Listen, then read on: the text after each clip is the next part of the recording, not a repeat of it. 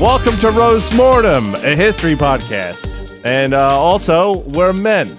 Yeah, definitely not a comedy podcast. Nope, my name is Tom. My name is Johnny Sims. I will be your Travis for the evening. And I'm Lexington Steele. Well, there you go. Wow, we got a great ticket for 2020 here. Sim Steel. The longest ticket you'll ever see. So you got the ticket to ride, you know. Take it like a CVS receipt. They could have an excellent slogan like a cock in the hand is better than two for the country. Or something, I don't know. A cock in every pot and a car in every garage. Yeah, so if you're not familiar with male porn stars, that's who we're talking about. We will end that discussion now, though, I think. That would be appropriate, right, guys? Unless it has to do with someone's week. How was your week? You meet any of these guys? Meet any heroes? Any legends? Any local mythos? No, I'm a simpleton. I haven't met any of these great heroes. How do you think he goes to Starbucks? You know what I mean? Like, do you think he does the disguise, or he's just like, hey, I'm that guy? Well, he always gets a Trenta. It's the biggest cup. We get a Trenta Pike, please. Wow. I don't know if porn stars drink cafe. Cafe. I'm a Frenchman now. No, I'm pretty sure porn stars typically will do crack cocaine. Yeah. I got a That tall crack and cocaine? muscle milk. They mix them together Whey. and smoke both. Bunch of whey. He's a tea drinker. Yeah. All right. So, like I said, we're moving on from this one. Yeah, if you want. It'll probably come back.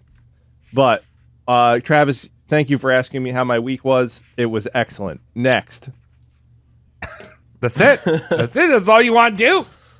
Well, I mean, I watched a couple movies. I watched The Lighthouse. Oh. In that. That's spooky. What is that about? You said a little bit before we started rowing, but what is that again? It's it's kind of like a psychological thriller about two men on a rock that has a lighthouse, and like Shutter Island? Willem Dafoe plays a character from SpongeBob, and Robert Pattinson plays Johnny Sins. Okay, all right. So Patrick Starr and Johnny Sims get it on. Bang a lighthouse is what you're saying. They drink a lot. It's great. It actually made me reflect on my drinking watching it. It's a good movie though. I give it a 4 hands on the cock out of 5. All right. How So about that? So that's a lot. So You're Mike, an amputee in this orgy? I heard you bumped into Johnny Sims this week. Oh, yeah. I saw him peeing out his front at the train station. Got a glimpse of an American hero. Thank you, Nice. Johnny, for your service. This is the worst Wonderful. intro to any episode we've ever done. I hate great. this. We're talking about other men's penises, Not our own. not even our own. I like to imagine, but one day. What do you role play as Johnny Sins? When you grow up, Yeah, when I grow up. Cody, how was your week? My week was good. I know we talked about this earlier. I don't know. Did we talk about this earlier, Tom? But like, I think I remember you expressing some disdain for that Netflix series, Midnight Gospel. Oh yeah, that Duncan Trussell show. That's just the laziest thing ever. I appreciate the laziness of it. That's got to be a producer's wet dream because it's already made, and you're just getting like a balling ass like fucking animator to like go over it. Yeah, it's Pendleton Ward, the guy who does Adventure Time. Very good show. Yeah. I did my time in Adventure Time. I'm not like a diehard, but I watched the first couple seasons. You did your tours. Wait, is that the one about the guy who travels to different universes? Yeah. Oh, I started watching that after the show last week, and I was drunk, and I didn't know what was happening. There you go. But it looked pretty. It looked pretty, and I feel like would you greenlight an animator if they approached Roast Mortem Cast and was just like, oh, let me trippy up your fucking podcast audio with like some visuals. Any amount of money that would make me one house richer, then yes, I would be fine. I wouldn't care. I want the guy. Yeah. I want the guy who animated Rocky and Bullwinkle to do ours. He's I want dead. Squidbillies. No, he's not. I mean, probably is. Probably I don't know. dead. Probably dead. Yeah. Well, Rocky and Bullwinkle. It has a That's good moose and has a squirrel, and then Russians. That's our show. Yeah. Very racist, actually, now that I'm thinking about it. We are a very racist show. We're I was talking about Rocky and Bullwinkle, but sure, whatever. Here we are learning more and more about ourselves every day. Travis, I'm assuming you didn't have a week at all, so we should just go right into it. Nah, dude, I bought more shrimp. I'm trying to have my shrimp fuck. I want to wake up one morning and see like all the shrimp. I'd be like, is that just the dirt moving around in my aquarium, or is that a bunch of shrimp? Like the mummy. Kinda gross. Like, do I want the shrimp to form a face out of the ground? Oh. And swallow Gotta train other, him a little other bit. fish. You gotta envision it, Travis. If you had to go, would you accept the idea of being eaten by a shrimp? Oh yeah, dude. Oh, like burial by shrimp swarm? As Yeah. long as I'm served with like a bucket of cocktail sauce, like one of those buckets Really? you store like old clothes for the winter. You know, Oh, yeah. it's filled with cocktail sauce. So we just put you in that and ship you good. out into the shrimp sea? Yeah. Oh, Fuck that'd be target. cheap too. It's not that expensive. All right, Mike, you start scraping that together. Would you eat the shrimp Alright, that I'll ate get on Travis? Probably. I mean, sure, I'd avenge his death. No, he's already dead. The shrimp didn't kill him. Thanks, Mike. You're a good man. I would eat the deveined shrimp that was just eating Travis. Wait, you would devein the shrimp that ate me? Yeah. I take offense to that. you should. Yeah, You're That's disgusting. fucked up. I don't want to eat Travis poop. yeah. Not poop that came out of Travis, but poop that was from Travis. This Cody, is just we can set up eating Travis poop on your OnlyFans account. That's all I'm gonna say. All right. Cody Sins. All right. It's me. I got my Favorite notepad adult out. film star. I'm ready to be talked to. Who's going to be talking at me tonight? Hope it's not me. Dude, I'm gonna be talking. My mouth is loud and it moves around. Great. Very good. Very good, sir. Tonight on our Chopman's Tale of Mystery. Is that what we Yes. say on the show? Always. Yeah. Tonight we're going to be roasting Hollywood icon Elizabeth Taylor. All right. Vaguely familiar, but no idea. You don't know Elizabeth Yeah, I don't Taylor? know You either. guys? Not really. I get her confused with Lisa Frank. She's one of those women with great breasts, but also manly shoulders. And she would use a lot of Oh, she mascara would play to distract people from looking at her giant shoulders, That's a lot of mascara. which I don't think isn't sexy. I'm not saying anything. Well, I mean, her boobies, I would think that she is responsible for Hollywood being like, whoa, big boobs are cool. And even though, because I really? know, You mean Hollywood? The liberal elites. She's responsible for that? Not Yeah. just people liking big boobs? no, because like apparently in Hollywood, like when she's kicking it off, they're like, your boobs are too big. Oh, well. And she was like, well, actually her boobs are only a 32C, but those fuckers can knock you out. Well, the milk back then was very different. You know, now we have these milks, and you're seeing 13-year-olds with just giant cans, and you're like, go away. Everyone, go to no breast school. Like, So, all right, well, yeah, Something we'll in the talk water. about breast school in a little bit. But so you may have seen Elizabeth Taylor in classics like Cleopatra, very corny movie. No. No, you haven't. No. Or James Dean, his final film Giant. She was in Nope. that. Iron Giant. No, not the Iron Giant. Not starring Vin Hogarth? Diesel. Vin Diesel. and that's has the James giant. Dean with the pompadour and the DEAN, not DEEN. Not the one that worked with Johnny Sims. Okay. God I thought you damn were talking it. about that one. But during the 1950s and 60s, Elizabeth Taylor was the hottest celebrity in the world, followed by hordes of paparazzi. She jet-setted around from chateau to gala to movie set. You know, she's like one of those first people where the paparazzi just like hounded her, right? We have sure. like tons It's of gotta be them annoying. nowadays. Paparazzi bait. I would hate that shit. Like, get the fuck away from me. You heard it here. Pester Mike. When you make that much money and your job is to look nice in front of people and deliver lines, you deserve that. Well, and also, I mean, she says Yeah. she hated them, but she actually like secretly loved the attention. I feel like when you're that type of person, you can't live without people like trying to watch you poop. You know? Yeah, for sure. Yeah, she's pooping with like the door open and perfect lighting. Yeah. So this Get is my kind good of side. an interesting episode because we roasted the child actors. We did the master class on child actors, Yeah, the we did. master series. And Elizabeth Taylor is actually one of the worst child actors. I didn't know she was a child actor. Oh, I didn't know she was a child. Yeah. Oh, really? And unlike Alfalfa or Dana Plato or Brad Renfro, her stardom never faded. It always, she was, and also she didn't kill herself by using like drugs and prescription narcotics or something like that. Even though she was using them, she didn't die. Does that make her a better person that she understood dosages? Well, I mean, I'm glad that she was able to prolong her terrible life. Yeah. Yeah, that's what's really important. But what you good got job. was what you got in her mind was a shitty her mind just stuck in shitty brat entitled child star mode for her entire the life. worst. So, like, stunted emotional growth. Yeah. And before we go into it, this was actually an interesting one because I was at a Goodwill and I was looking around at the bio section, came across this book called Liz. Had like the most unflattering picture of Elizabeth Taylor. And I was like, I gotta buy this. And it's the first book that I've read, like bio that I've read, where she was still alive. It was an old book. She was still alive when I was reading it. So I don't know if that was a good thing or a bad thing. Like, I think more dirt came out because like the guy wasn't pulling his punches. Okay, yeah.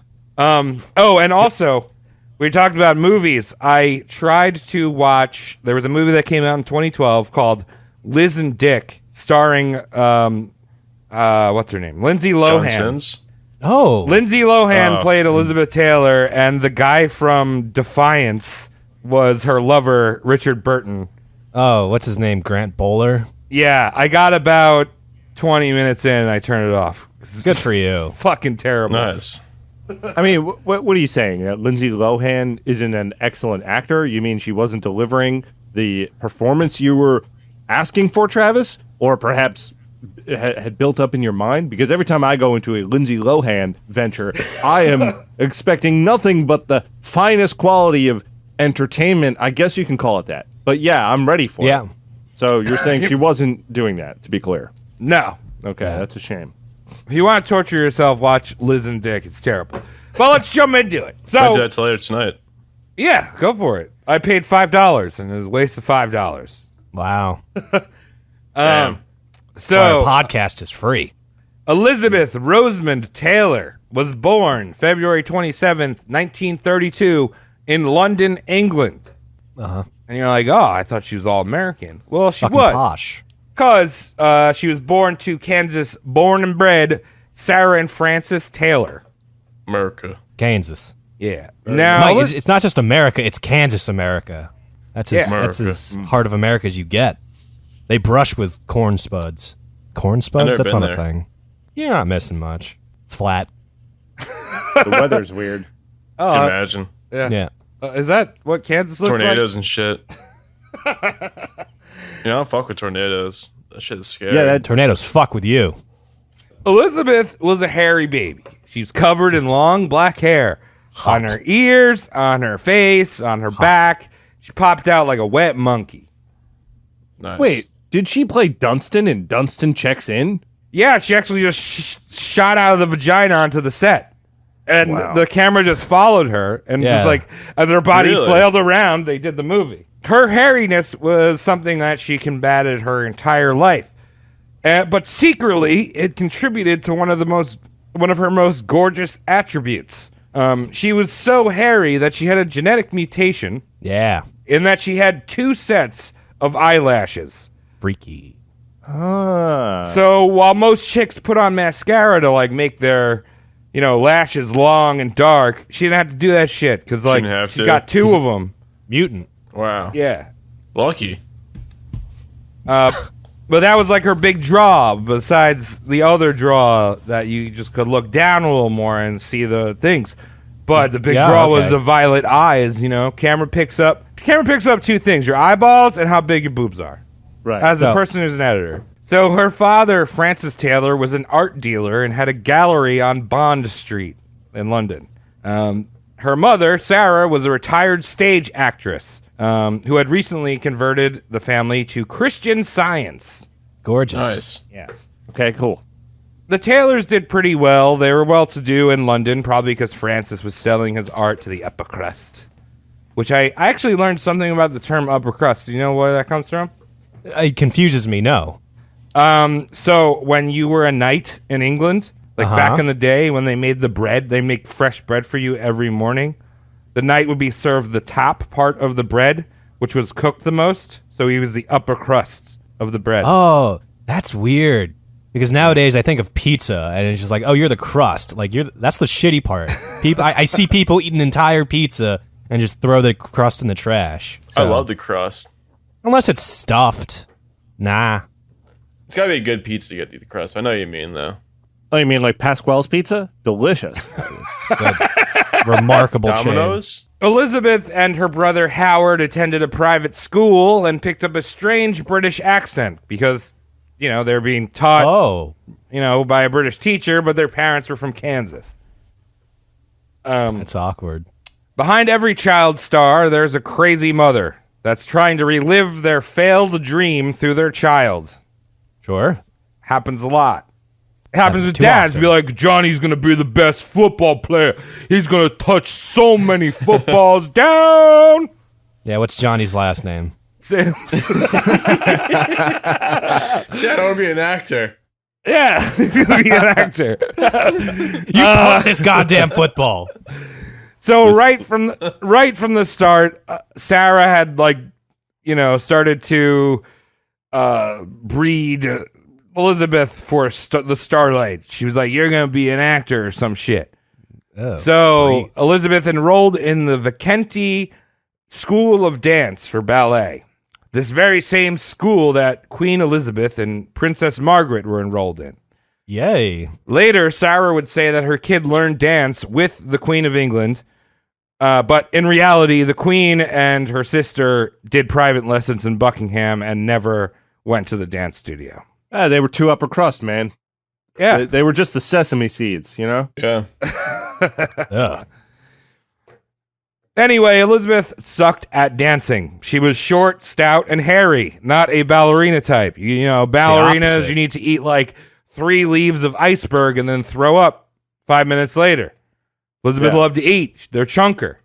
Oh, a little chunker eating bananas with her feet. Actually, her favorite food, and I didn't write this down, but I'm pretty sure it was pepper steak, spinach, ice cream, and cheese together. Ew. That's just a recipe for constipation. Yeah. A lot of flavors. Yeah. So, All together, like in a fucking soup? Like a stew? Yeah, Mike. Mike, don't In a you talk. stew. You're the one that puts soup and salad together. Yeah. Because it's fucking less dishes you gotta do. Yeah, so why wouldn't you put your ice cream in the same bowl that you ate your pepper steak in? Yeah, she's smart then. Mike Got that approves. wrinkle brain. Mike approves. So her parents, Sarah and Francis, were pretty much idiots. Sarah operated as Francis's beard, as Francis was a raging alcoholic and would go out and look for ass at the London's gay scenes. He'd be out there. So For people that don't know what a beard is, they're just going to think they're a raging alcoholic Brit. The way you phrased that. you did a terrible You had job to front load the explaining gay thing. I not gotta the say, alcohol. I gotta say gay thing and then alcoholic. All right. So Francis's main squeeze was a man named Victor Cazalet, who was a conservative member of parliament, and this guy was a piece of shit.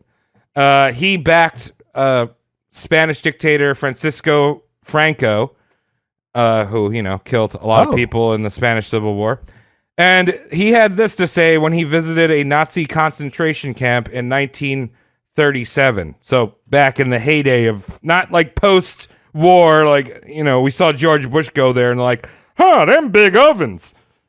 This is like when Jews were there. He said, they're not very interesting, quite well run, and no undue misery or discomfort. The prisoners seem quite content. Now, did they take him to the sandals? I feel like they took him to a sandals. Yeah, because I believe the employees of a Sandals resort are referred to as prisoners. Yeah. So we've got Elizabeth Taylor's dad banging a British fascist Nazi. Out of left field, but sure. Yeah, and Victor would kind of become like Elizabeth's dad's like second dad figure, right? Oh. Like So progressive. he was Like stepping an in there uncle. and being like, "Yo, I'll buy you a new dress so you could look good on your ballerina like a hairy monkey in the zoo." Now, that's Yeah, quite the like that- conundrum for the progressive thinking folk. It's like, you have two dads, but one of them's a Nazi. Can you get behind this? My head. They're so progressive. They look great together. They should be in Cheerios commercials. But, he's a Nazi. Maybe we can cover that up a bit, make it work out. It just seems right. They leave that detail out about the Nazi part. Yeah. It's easy. Well, So the Taylors were true expats. They called all Americans heathens, and they referred to FDR as, in quotes, a piece of shit. They could have done better with that. Yeah. yeah. You know, But their attitude changed very quickly when the aristocracy of London saw through their trashiness and shunned them out of their local like clubhouses. So like the same places that Beau Brummel was hanging out at, like these aristocracy clubhouses. Like, you cannot come, you stupid Americans. right. So right. all of a sudden, Sarah started saying that Britain was a nation with an insidious class system.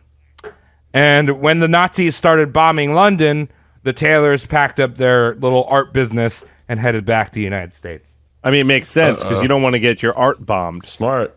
Oh yeah, I mean, don't bomb my art. Unless you're Banksy, and then you gotta like bomb the world, bro. Bomb your art. Yo, Banksy just spray painting fucking Winston Churchill's big belly.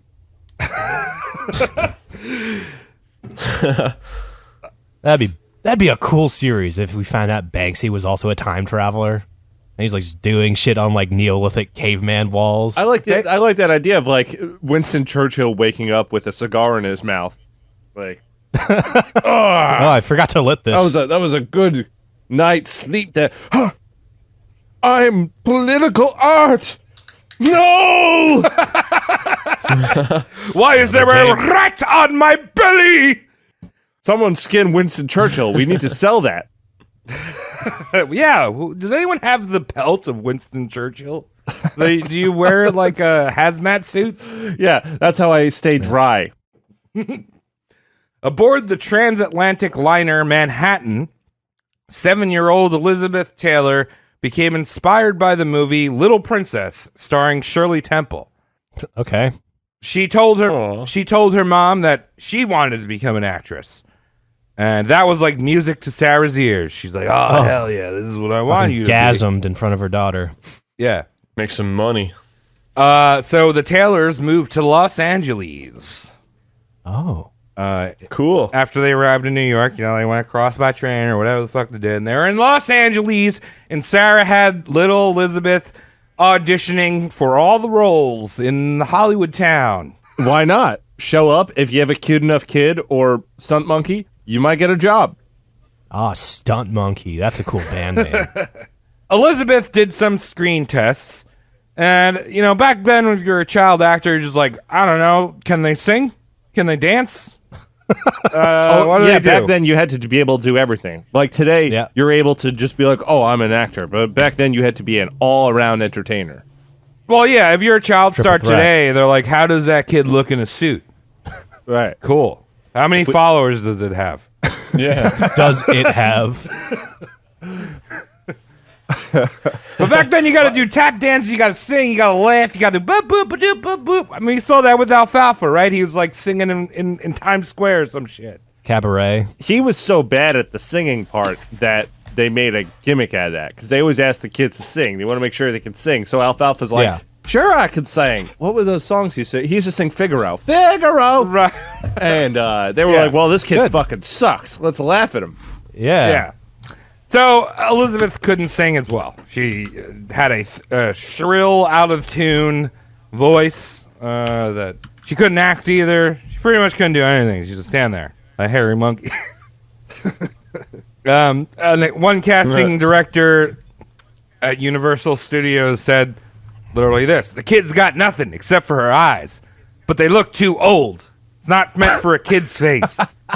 Wow. That is literally nothing. She's got like Buscemi eyes. Yeah. Yeah. Imagine if someone's like, the only redeeming quality about you is your sense of humor, but that also sucks. So it's just like, then you don't have any redeeming qualities. Why did you get my spirits up to crash it, Mr. Hollywood producer? Right? Yeah. I actually have a second cousin. He's I think he's 7 now, and he's kind of got that face. Like, he always looked like an adult. Cute as could be, this kid. He walks in the room, and everyone's like, yeah, you. I'm not using names, but it's like, yeah, you that's the guy. He's fun. Yeah, you. He just looks like a little adult. Yeah. But yeah, he walks in a room, it's just like, oh, did you kid. forget your briefcase, sir? He's so well dressed. That's what it is. He's got the coiffed and parted hair with the tweed jacket. Yeah, he's a little gentleman. I was wearing like a Dragon Ball Z t-shirt, like a Pokemon t-shirt, like stained shorts. That's what kids need to wear. I'm saying, get them kids out of that 3-piece suit, put them in some stained clothes, hand-me-downs. Teach them humility. Yeah. I used to wear Tom's hand-me-downs as a kid. What was your favorite one? He just gave me all the coolest. He gave me some like band T-shirts. I couldn't read the logo. That's on how you know it but comes had, from like, a Tom. naked chick on it though. It was tight. It had like a green naked chick on it, and I remember my teachers hated it at my school. Why? It was cool though. I don't remember. Well, I'm glad that your teachers hated it. then I was able to get 2 rounds of teachers out of that shirt. There you go. So, even though she couldn't do anything, her mother, Sarah, was relentless. She pushed and pushed at the studios. She'd nag casting directors. And finally, it paid off. In 1941, Elizabeth landed a 6-month contract for $100 a week at Universal. Hey, that's cool. That's all right. Yeah. I guess. Her That's first $2,500. Yeah. Math. That's a lot of money. I'll take that. Math. Yeah, back then. What year is it now? 41. 41. Yeah, that's not bad. About double. Yeah. So, her first role was none other than a movie with Carl Winsler, Alfalfa. Oh, I thought you were going to say Carl Winslow. Switzer. Yeah. Carl Winslow. Carl Yeah. Winslow. Ageless. Yeah, no, Alfalfa. It was Alfalfa's movie. There's one born every minute.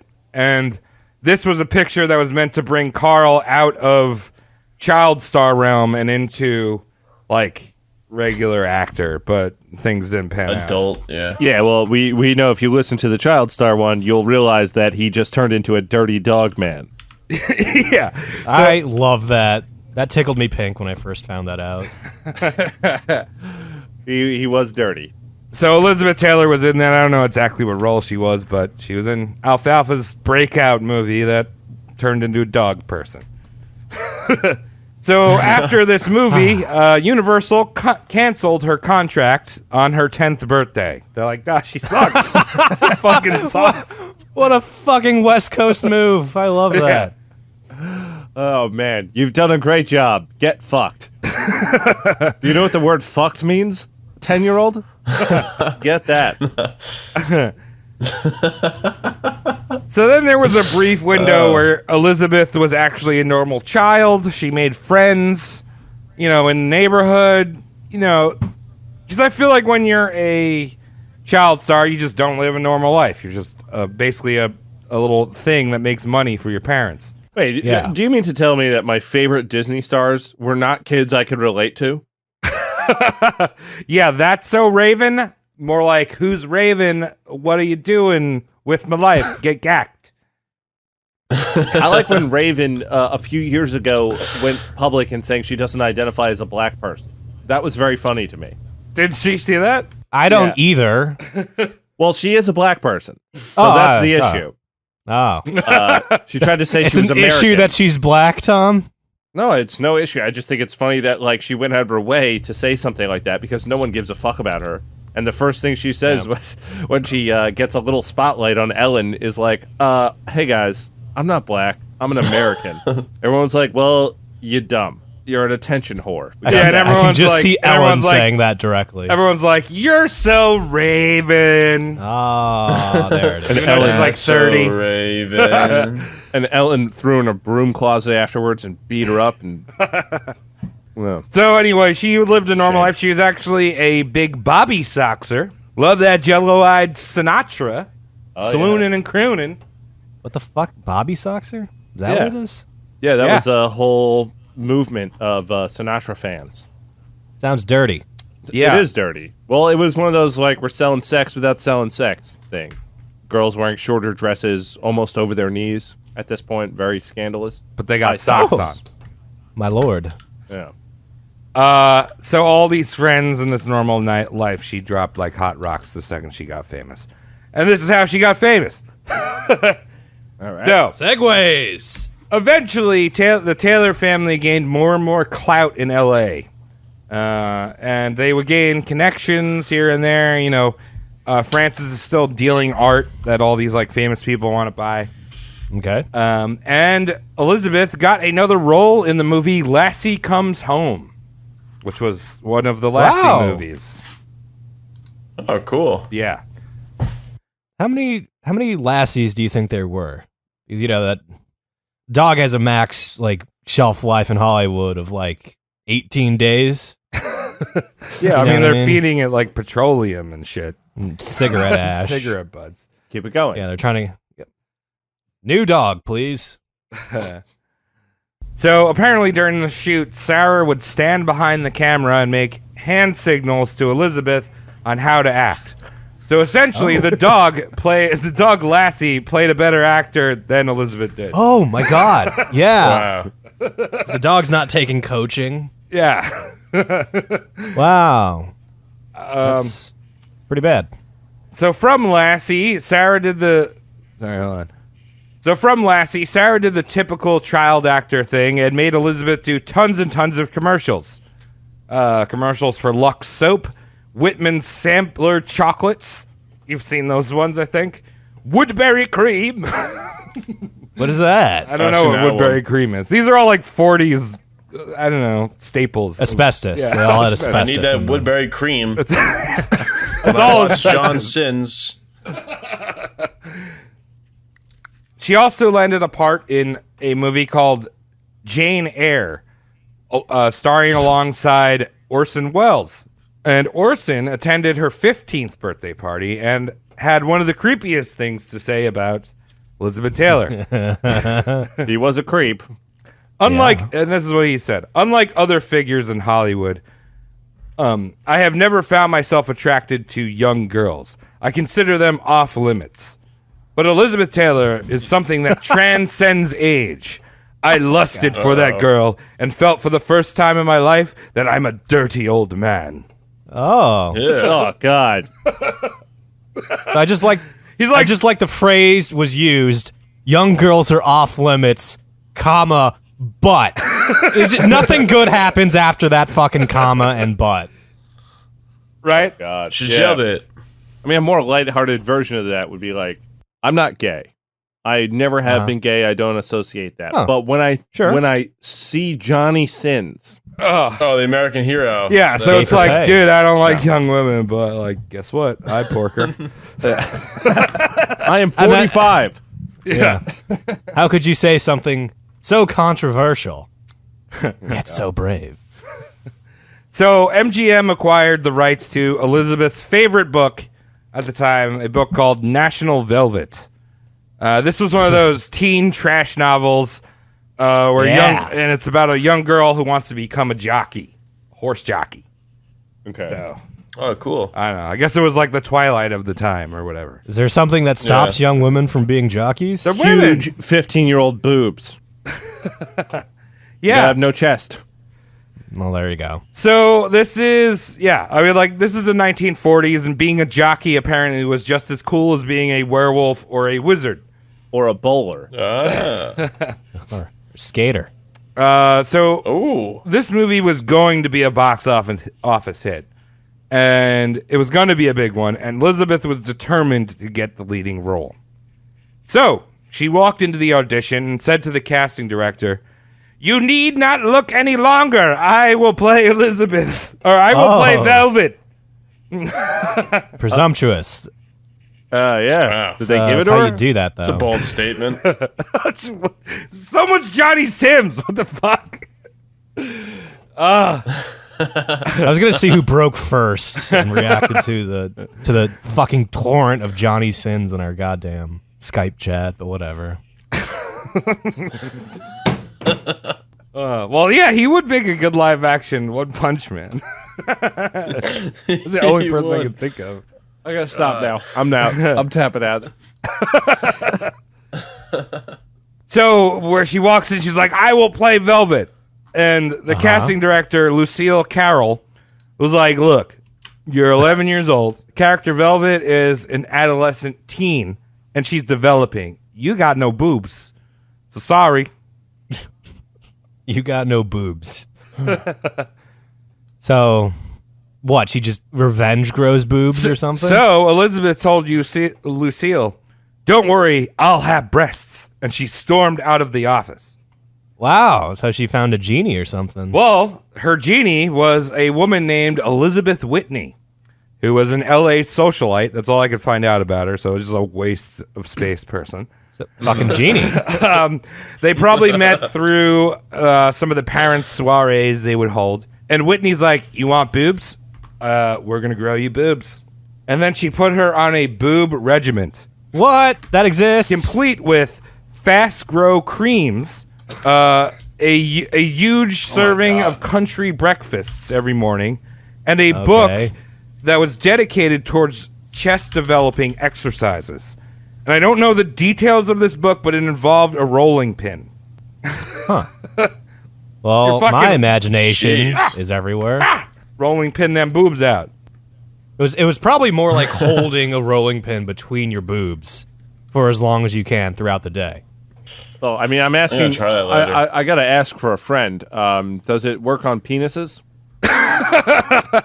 Yeah, it's 4 p.m. Time for your dick flattening. Yeah, you gotta roll it out. So she returned back to the casting director 90 days later after undergoing this like Dragon Ball What? Z training. Holy shit. And she started off with a training bra and came back with a B cup. And she's like, "Now I'm Velvet." And Look, developing. yeah, and the casting director was like, "Yeah, sure, you're Velvet Brown. Yeah, you're in. You're in." So that's how you get into movies? You gotta get tits? Yep. Well, think about what's going through that casting director's head. If I don't give this kid this role, she was able to make boobs Yeah. out of nothing. Imagine what she could do to me if I don't give her this role. She's gonna push me off a fucking cliff. She's gonna turn me yeah. into a boob. Yeah, she's some kind of boob wizard. Like, I'm going to wake up tomorrow with like 19 boobs and it'll be awkward. That's talent. For their own preservation, I think that was a good move. Yeah, For the role. Lucille Carroll, you did the right thing. You had a family. You had kids. You didn't want to lose them. You don't want to be a boob. You don't want your kids to have boobs on their face? Weird. How'd they go to school? I had boobs. Yeah, we know. Yeah.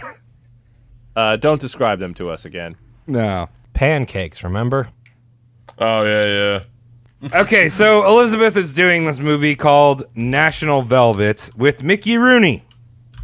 Oh, okay. I think he plays the jockey. To be honest, I didn't watch this movie. It seemed stupid. All right, fair enough. So again, it's about a girl who wants to become a jockey, and so Elizabeth took some horseback riding classes before the movie began shooting. Uh-huh. And again, Elizabeth sucked at horseback riding. And the producers of the movie were like, "All right, we gotta get double because she can't do anything on this horse. It's like bucking her off the horse. Like, I don't know how you're bad at riding a horse. Really, you just sit on it and like hit it with your feet. Probably hurt your ass, though. I've done it. It's not hard. I mean, I There you go. haven't. I've been on a donkey once, but I've never been on a horse. That's somehow more impressive. Yeah, But I've never been on a donkey or a camel. Camels can spit, and that's sick. Oh, I've never been on an animal. Never. You've never ridden your dog around the house? I had a Jack Russell Terrier, Travis. Yeah, I don't know. You ever like do it like a skateboard? Yeah. I got humped by a dolphin once. That was... So the animal Must was have on been- you. Yeah. Yeah, they're very aggressive. It must feel like what the actress feels like when Johnny Sins jumps up there. All right, so Elizabeth didn't do any horseback riding in any of the scenes. I mean, she might have done a scene where she's like sitting on the horse, but like anytime the horse was moving, they called in a male jockey that was just dressed in a dress and had a wig on. What a fucking call. Yeah. You know what I mean? That like, we need you to cross-dress and ride horses all day. And the guy's like, but do I get paid for it? It's like, of course, it's union. He's like, hell yes. What do I get paid? You get paid a bottle of liquor. Perfect. Yeah. So Now act like a girl. There's a scene where the horse is doing the steeplechase, where it jumps over the fences. And Is that what that's called? what? Is that what that's called? Yeah. I have no so. idea. I don't know anything about horses. Yeah, it's called the steeplechase. Okay. And so the jockey fell off the horse and ate shit. Like fucked him up real bad. And like we have eyewitnesses that saw this jockey fall off the horse and fuck himself up. Was it Christopher Reeves? I mean, I think he was able to ride again, but he like had back issues and shit. But anyway, Elizabeth claimed that she was on the horse and she was the one that ate shit and broke her back. Now, maybe not immediately, like, oh, look, that was me, like while she's sitting there eating like a Twinkie. Yeah. She made this whole fictional horse accident, and it became her excuse for her to be loaded up on all different types of prescription painkillers throughout her there you go. entire life.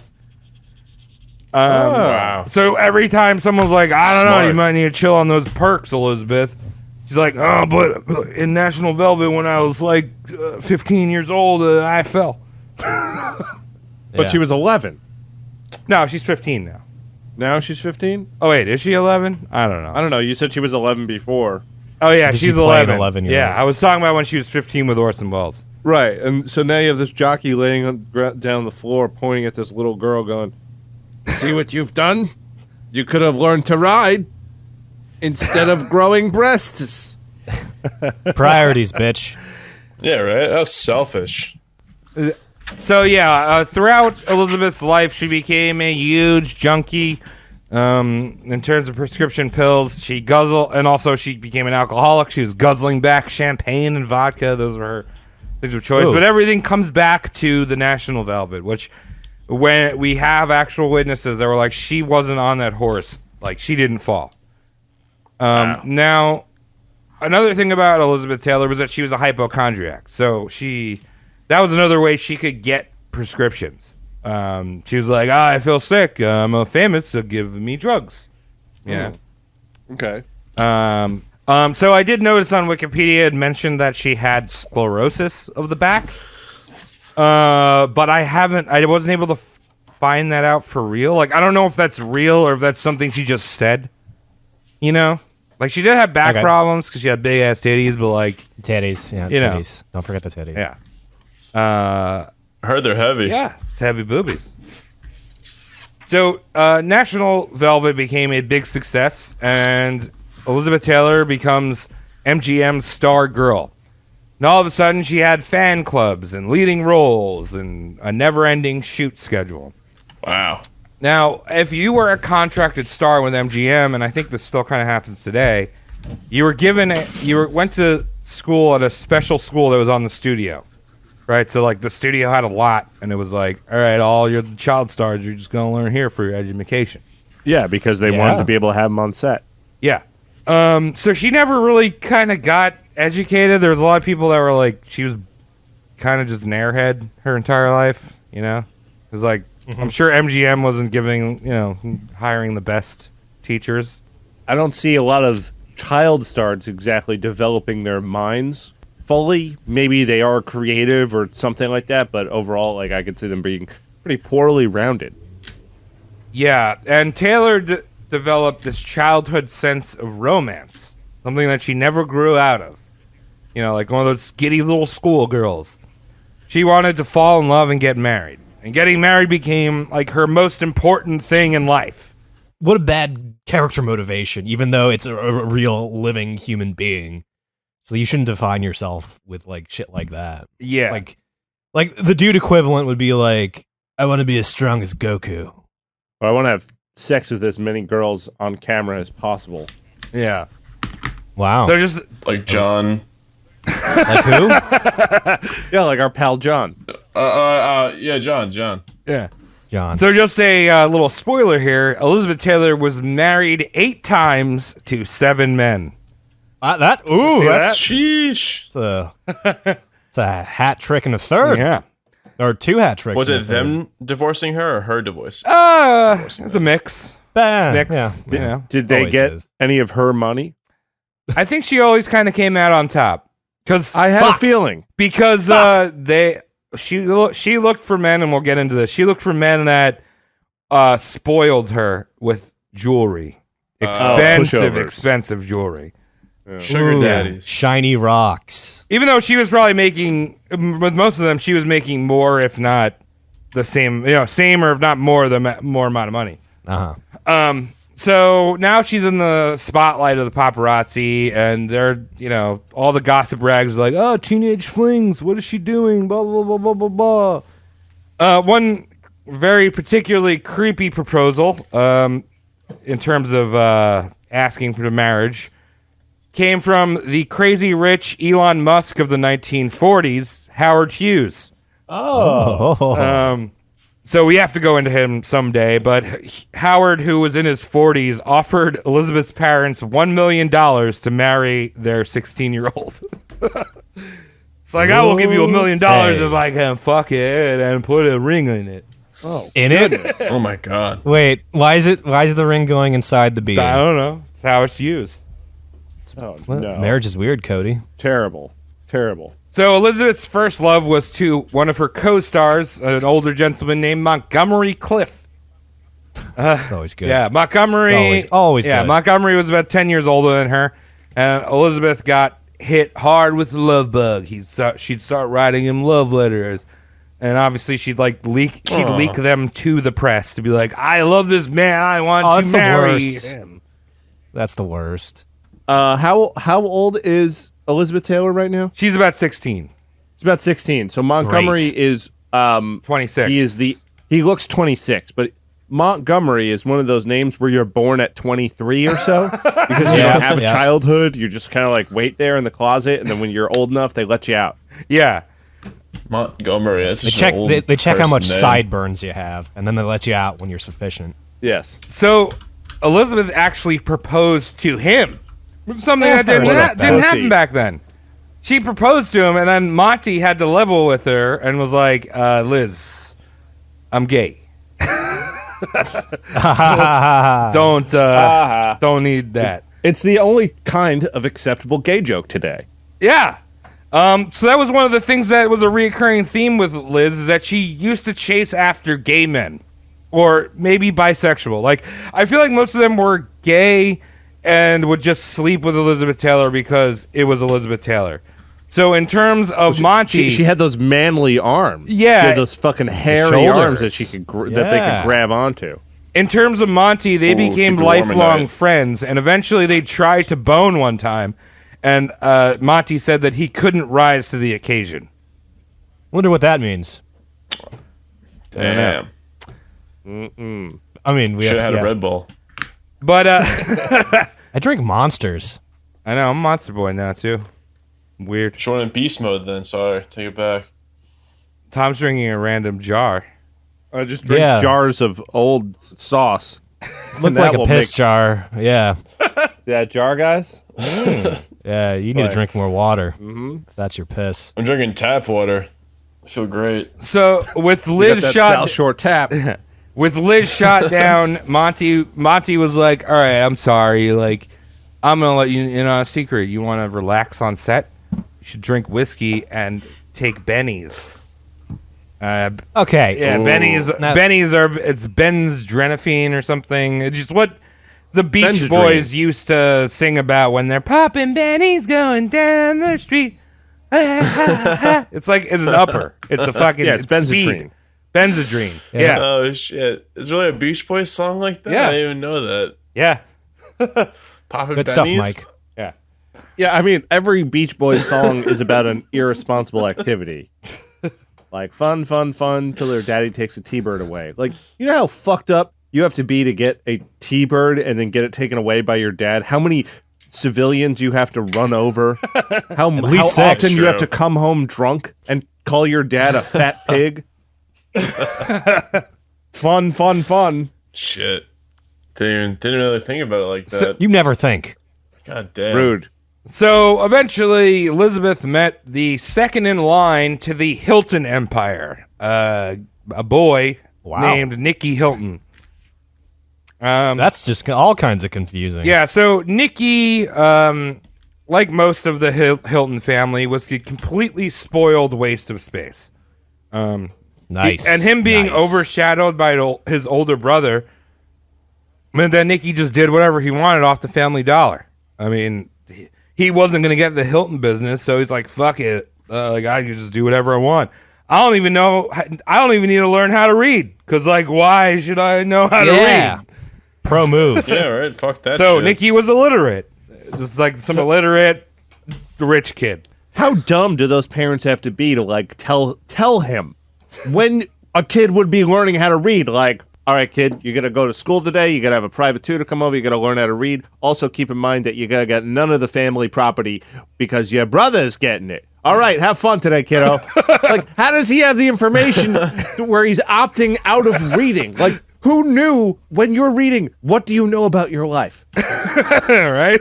Do you know that you're inheriting $1 billion corporation or not? Do you need to know that?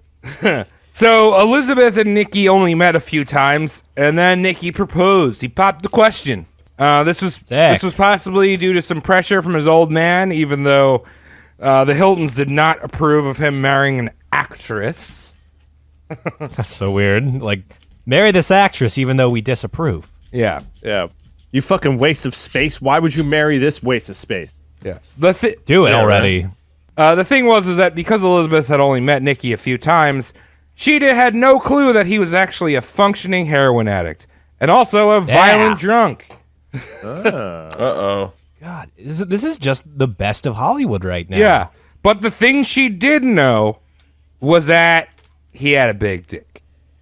So, Okay. Nick, Well, it's all Nick, all forgiven now. Nick, in quotes, had absolutely the largest penis, wider than a beer can, and much longer. To make love to him was akin to fornicating with a horse. Oh my god. You know, beer cans were bigger back in the day too, right? No, they were smaller. And just everyone relax. Just like a freak V8 out. bottle, right? Your dick is fine. They had very thin. Yeah, they're V8s at best. Talking like Red Bull size. No, thinner than that. It's not 8.4 ounces. We're talking about a 5.5 ounce can. Just checking. right, Checking. is I this- don't know. Fluid weight or whatever. Yeah, it's fine. Don't worry about your penis. No, worry about your penis Okay. constantly. Well, I mean, if you wanted to get with Elizabeth, you better worry, because guess what? She's a size queen. One of them size queens. Yeah. She wants that horse. I'm just saying there's nothing wrong. horse There's nothing boy. really wrong with that. I love big boobs. But, you know, sometimes if the dude with a big dick, like the dude attached to that big dick, is an illiterate, spoiled heroin addict, probably not the best person to marry. How dare you speak Gets ill old of after Johnny a Sins while. like that? So Nick and Liz get married, and obviously it's a Hilton marriage, so it's very expensive and gaudy. She receives like hundreds of thousands of dollars worth of gifts. And Nicky spent the wedding night blackout drunk instead of sealing the deal with, at this point, the world's most gorgeous woman. He Nice. spent the night throwing up in the Fuck toilet. Good on him, man. He at least made it there. So they went on honeymoon for a few months, because when you're rich, you go for like month-long honeymoons. Yeah, what's the hotel going to charge them? Nothing if they stay in a Hilton. Good Yeah. point. So this became a living hell for Elizabeth, because she quickly found out about how violent and abusive her drunk husband was. In fact, this happened on the boat ride over to Europe. Nicky had been drinking and gambled away $100,000 on the ship's casino. You know what you do if you're that rich. As you do.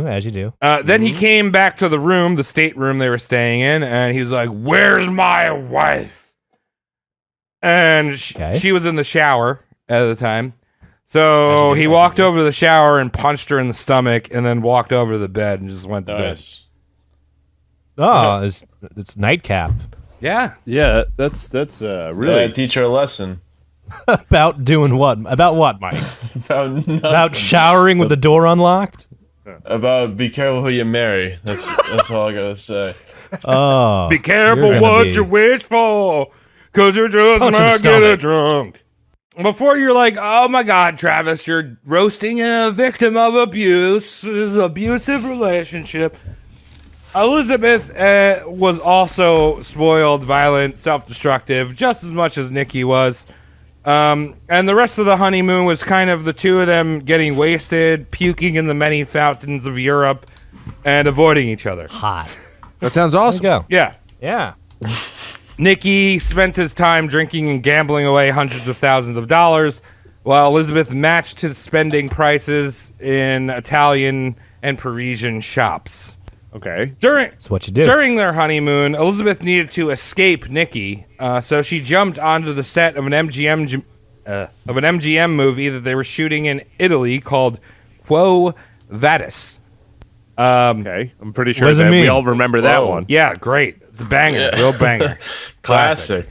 Whoa, Vadis. Yeah. It's another horse movie. It's coming back to me now. I, Elizabeth Taylor, falling off my horse. Please find me some whiskey.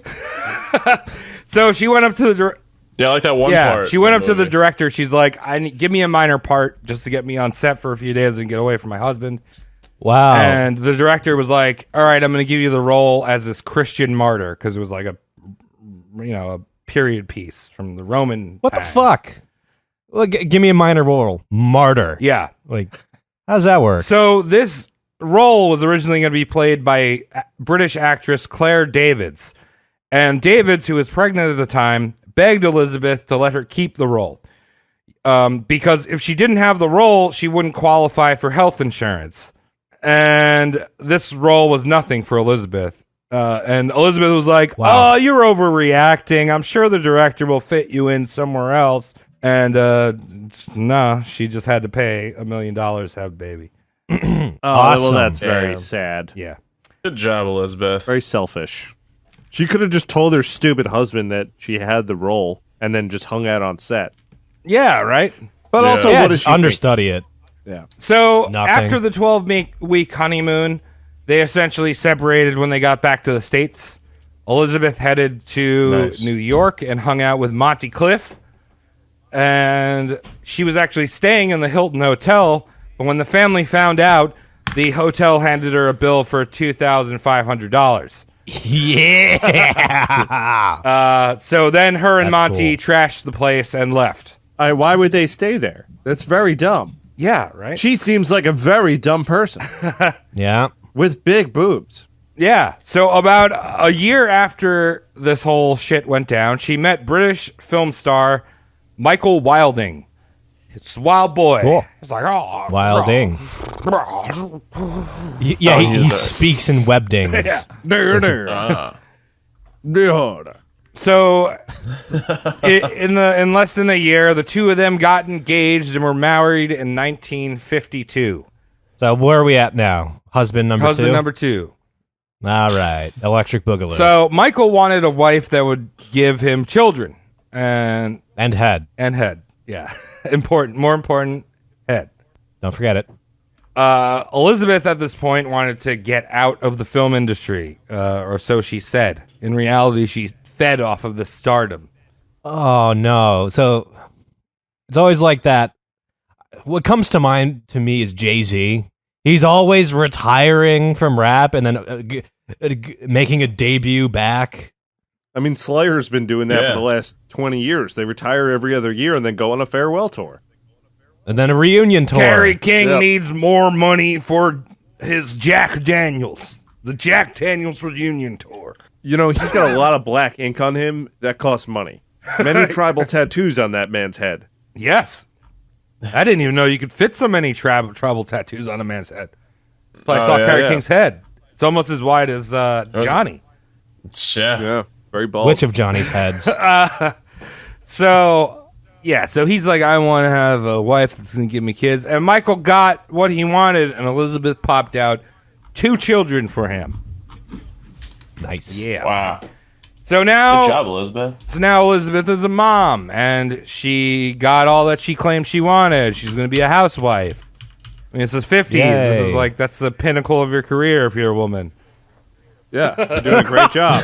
That's it. If you are alive after the 50s and a woman, just fucking just trot into the nearest like body of water. Hold on to what's true.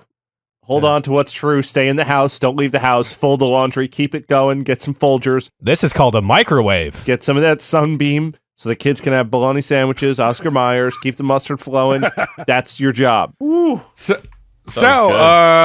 mean, but she was a working woman. She never stopped doing her movies nonstop. During this time, she actually starred or co-starred in the movie Beau Brummel, which we roasted. Oh. Holy fuck. Wow, a lot of What is callbacks going in this on? one. Yeah. It's happening. It's happening. Yeah, lots of cameos in this one. So, We're covering history. God damn it. yeah. I hate this. Also, what didn't stop, besides her starring in movies, was her drinking, entitlement, and drugs. I mean, why would it? At this point, she pretty much just dumped her 2 children on Michael. Michael became the maid, pretty much. Michael Maid. Okay. You mean the butler? Yeah. She's progressive, man. Remember, she had that dad. She had that other dad, Nazi guy. Nazi dad. Yep. Yeah. So, That's normal. Great sitcom. So title. another thing that Elizabeth loved was animals. She, maybe more than her kids, she loved animals. She had dozens of dogs, cats, wild ducks that would walk around the house, even a few big cats. She had some chimps. At one point, she had a cheetah. Oh, cat lady. Yeah. Well, you said chimps like you thought it was a big cat. Yeah, the big cat and a Because chimp. you said big cats, chimps, and a cheetah. Yeah. So, Dude, a chimp is a big cat. It's a big cat that has human head. Travis, your words are the underturned spatula that keeps me from opening the door or the drawer for like critical thought. Don't worry about it, dude. I'll be here until the end of time. Some iteration. Reassuring yet horrifying. None of these animals, mind you, were house trained. I mean, I couldn't see Elizabeth Taylor walking her dogs, and Michael was too busy dealing with the kids, or whatever the hell Liz demanded him to do. So their Beverly Hills mansion was perpetually filled with dog shit, empty liquor bottles, and empty prescription Ew. bottles. And in some cases, puke from Ew. where Liz just felt ill and would just throw up Yeah. in the corner. The cat will get that later. That's a. So how old is she now? Travis? She's in her 20s now. I feel like that's the telltale sign of a Xbox user. Yeah. Someone that is in Phase Crew Which and generation? drinks a lot of Monster. No, it sounds like a PlayStation person to me. Oh no, here's No. the Rift. No, Mike, I think that's an Xbox kind of thing. No, fuck that. Well, I trans over to PC, so I guess maybe. Either way, I'm playing an Xbox on an Insignia in that house. So people were often shocked by the smell of her Beverly Hills mansion and the fact that her children were crawling around in actual shit. Really? She's that bad? Oh, the life. Yeah, imagine the MTV Cribs episode and just a toddler just coated in like goat fecal matter. Yeah. Yeah. It's like, this is my son, Curtis? I don't remember. Fluffy. Hi, what's up, NEV? And in here's where the magic happens. It's a bathroom that I throw up in every day. Please Got the leave medicine immediately. cabinet, too. So the kitchen. Don't touch the grandfather clock. Yeah, she's got a walk-in medicine cabinet. Oh, that's great. The kitchen was also a nightmare, and Michael complained about the roaches that fell out of the cabinet every time he got cereal out for the kids. Oh my goodness. Jeez. Now, real quick sidetrack note here. Thought she What had is a money. roach What the to fuck? you boys? A roach? A cockroach, not a weed Yeah. Those roach. big suckers that don't die. Yeah, La Cucaracha. Okay, because I've learned only recently that what you think is a roach and what I think is a roach are totally different animals. So who's right?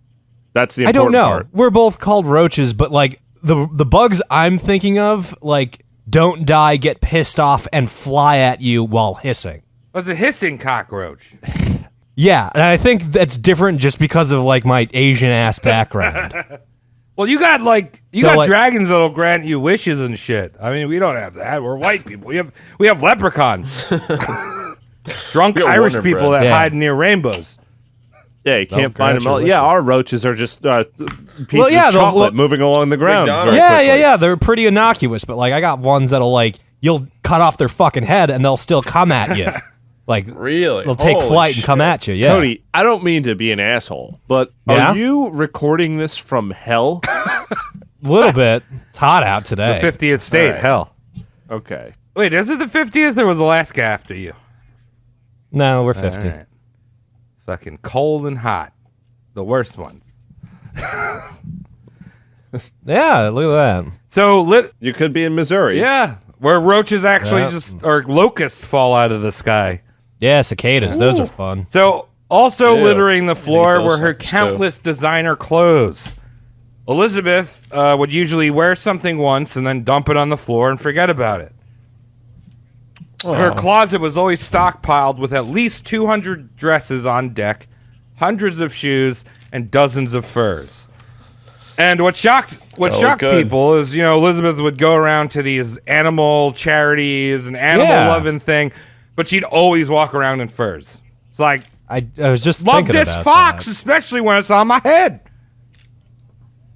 Is it fake fur Real. or real fur? She wore that real shit. Dude, they didn't have fake fur back then. There was no one who complained about shit the way we complain about shit now.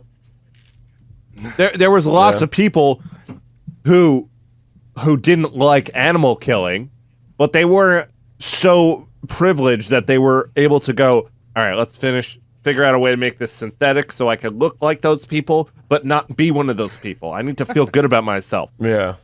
So the highlight of her wardrobe was her jewelry, and throughout her many marriages, she would acquire millions of dollars worth of jewelry, which we will go into in the episode as we go along. Because I'm gonna mention that shit is expensive. Is it foreshadowing if you say I'm going to talk about this? Dog.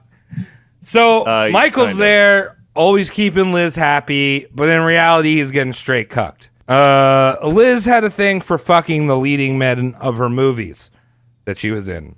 During the filming of Giant, which was Dean Martin's last film, Do they fucks? well, first Liz started hooking up with Rock Hudson, who has a great name. Yeah. The two of them got wasted together and would start fucking. And the thing was that Rock was pretty much a flaming homosexual. He actually had a wife that the studio made him marry as like a front, like a contract Mandatory beard. beard. Yeah, mercenary beard. But Yeah, he was one of the first guys to die of AIDS. yeah, so we're gonna talk about that. Yeah. So the thing about it was like Liz could charm somehow these gay men, and also Rock had a huge dick, which she was just fascinated with, and wanted to see how far Sensing it a theme. fit into her small body. It's not like one of those, Japanese treats, the Pockies. I'm talking about one rolling and that 7-Eleven roller with the rest of them hot dogs. But Oh, the it's taquito rollers. Oh yeah, the quarter pounder. Yeah, the quarter pounder taquito roller. Not these, potato strings. Not these thin little Twizzlers. vines. Yeah, Twizzlers. Look, I'm just saying, if someone gives me a shoelace fry, I'm pissed. I want a waffle fry. I know. I want steak fries, goddamn Yeah. it. Now, Oh, Travis, Give me some hungry Johnny now, thinking Sins about fries. God, can you eat the whole thing? I don't know. My jaw will go that far down. Travis, now I know you'll be pissed off, but just to be clear, you will eat it. Well, yeah, I mean, that's true. You can't call a clam a clam without it being in the sand. That's what I say. I rest my case. That This case, tattooed we're on me all somewhere? We're all on the same side of this jury. All in the same boat of difference. All right, so What the fuck is happening right now? as you mentioned, Tom, Rock and Liz. Oh, I was gonna say Rock and Liz remained friends, and as you mentioned, Rock would eventually die during the '80s AIDS epidemic, which would lead to Liz advocating towards AIDS awareness. Again, we're going to go into that. It was also said that she might be hooking up with Dean Martin as well, who Dean was also definitely bisexual. I mean, I think there's a picture of him sucking a dick somewhere online. Wow. I've seen, or no, maybe that was Marlon Brando that I saw. But anyway, Dean was a bisexual. So I just like how our research as Roast Mortem includes seeing like famous people suck gay dick. Well, we need to. It's a research thing. We're not judging them. Yeah. It's just funny. I just find it funny that they're like these cultural, like straight icons of the 50s, like the conservative Hollywood era, where they had all those laws about what could be said in films and shit like that. And then everyone's just like, okay, you got to say certain things. And then they're all just sucking dicks. yeah, I mean that was the time, and like all the ladies are like, let's gangbang. And speaking of gangbang, I should have been alive. I know, right? Yeah. So there was rumors that Dean the Rock and Liz were all, having a little three-way thing. But anyway, news breaks great. that Rock was having an affair, and Michael sees this in the papers like, oh, hell no, I'm a little cuck boy. So he boards an army transport flying from L.A. to El Paso. They were shooting Giant in Texas. He had no luggage, but he just was carrying 2 French poodles under each arm. Oh, what a cock. Oh, he's got to claim those at customs. So, right? Wait, where were the children? I don't know. The children never came up in this story. Forget about those kids. Yeah, but he just got on an airplane and he left them in a rat and cockroach infested shithouse with a couple he brings the poodles to get sympathy. Elizabeth, how dare you do this to me? What do you think Scrunches and Bunches is gonna think about this? So, to be honest, he probably just grabbed the 2 nearest animals on his way out, hoping they were his children. Yeah, they were But he probably got into, trying like, to get some food. they're both shit. Yeah, he got to the airport shuttle and wiped them off of shit and realized it wasn't his children. Like, God, I grabbed the poodles again. So Michael shows up at the hotel that Rock and Liz are staying at with 2 poodles under each arm, and he goes up to the hotel reception. He's like, I am Michael Wilding. I am Michael Wilding, and I'm Elizabeth Taylor's husband, and I would like to see her very much. Yeah, the reception's like, I don't know, they're having dinner in the dining hall. So he comes storming into the dining hall with 2 poodles. He's like, where are you? Elizabeth, Elizabeth, And he doesn't see any of them, and he just like storms out of the building without a word. And he must have looked like the most insane person to the diners in the area.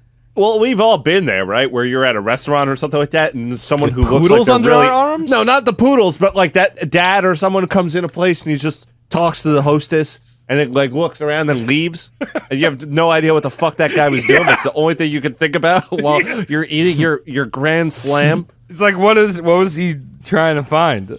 I don't know. That's happened to me probably 5-6 times where you're just sitting there and all of a sudden someone makes a stink over there. They're yelling at the hostess, then disappears. I think that's what that U2 song is about. Like, and I still haven't found what I'm looking for.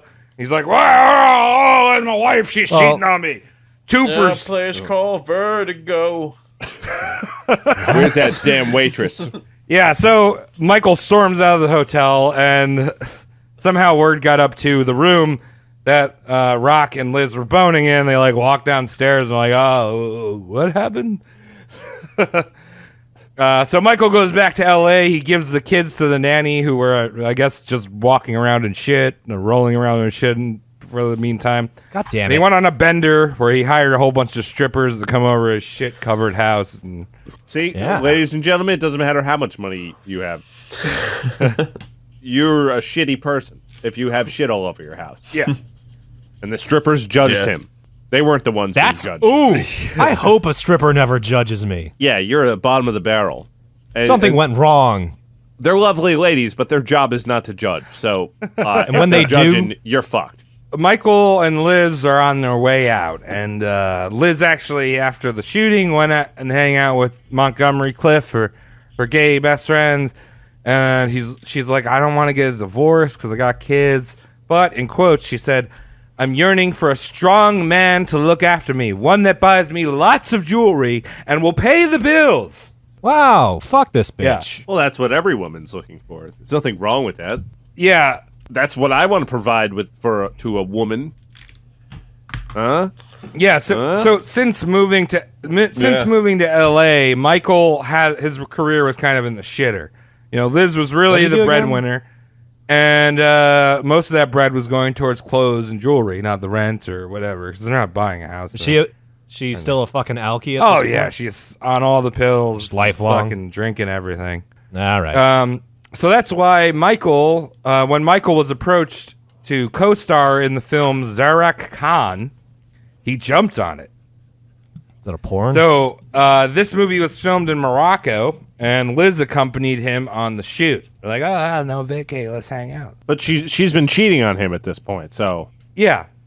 Well, she was cheating great. on him with Rock. I think once the movie ended, that whole thing stopped. I'm sure she was cheating on him with other people, but Liz and Michael head out to Morocco, and they're constantly fighting during the filming.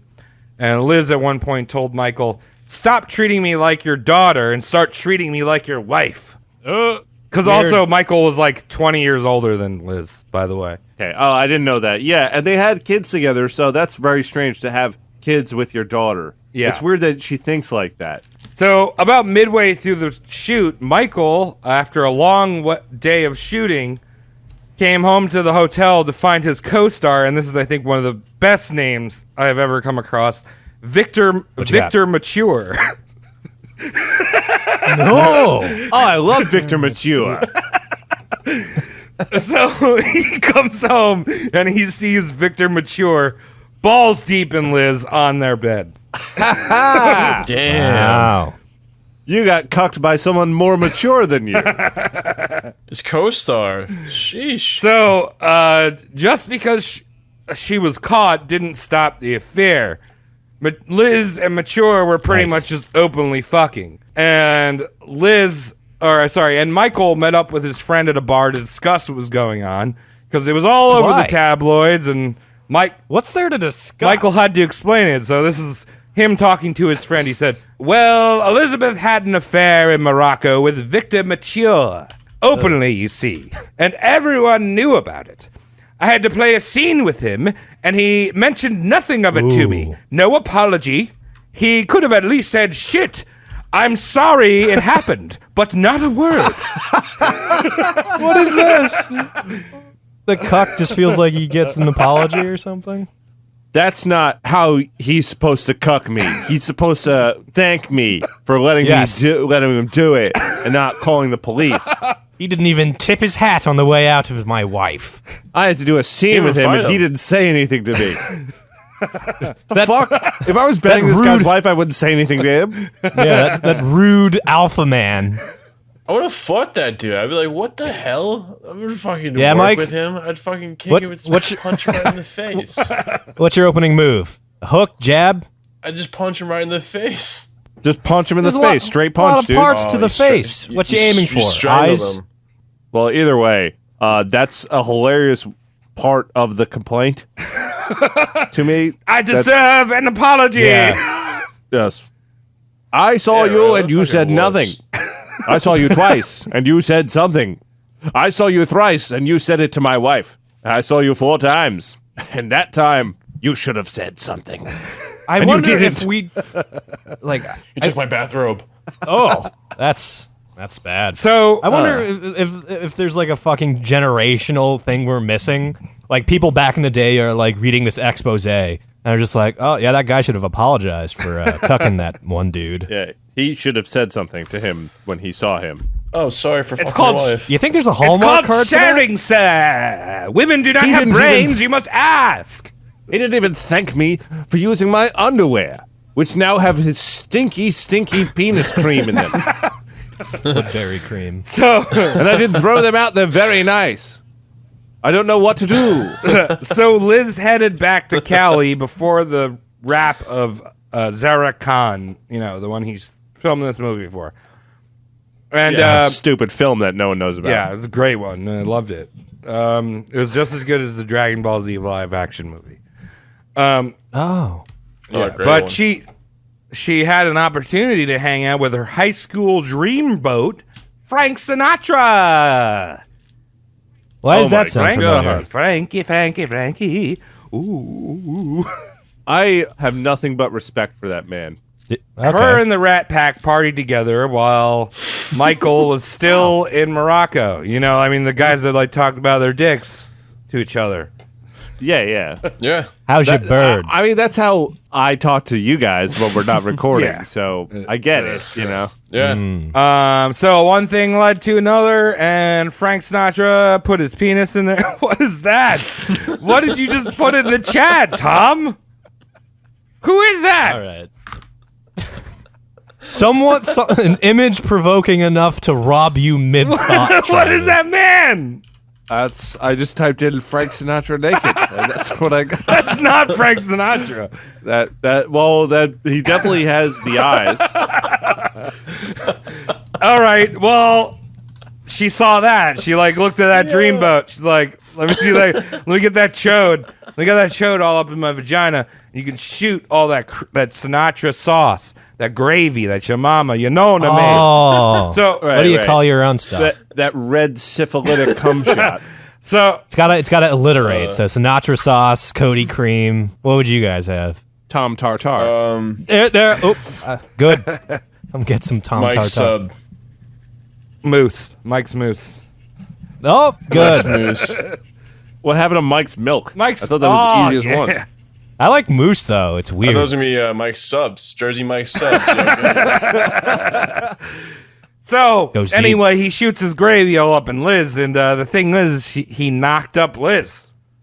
And now Liz is like, hey, Frank, like, you got to marry me because I love you, and we're going to have a baby.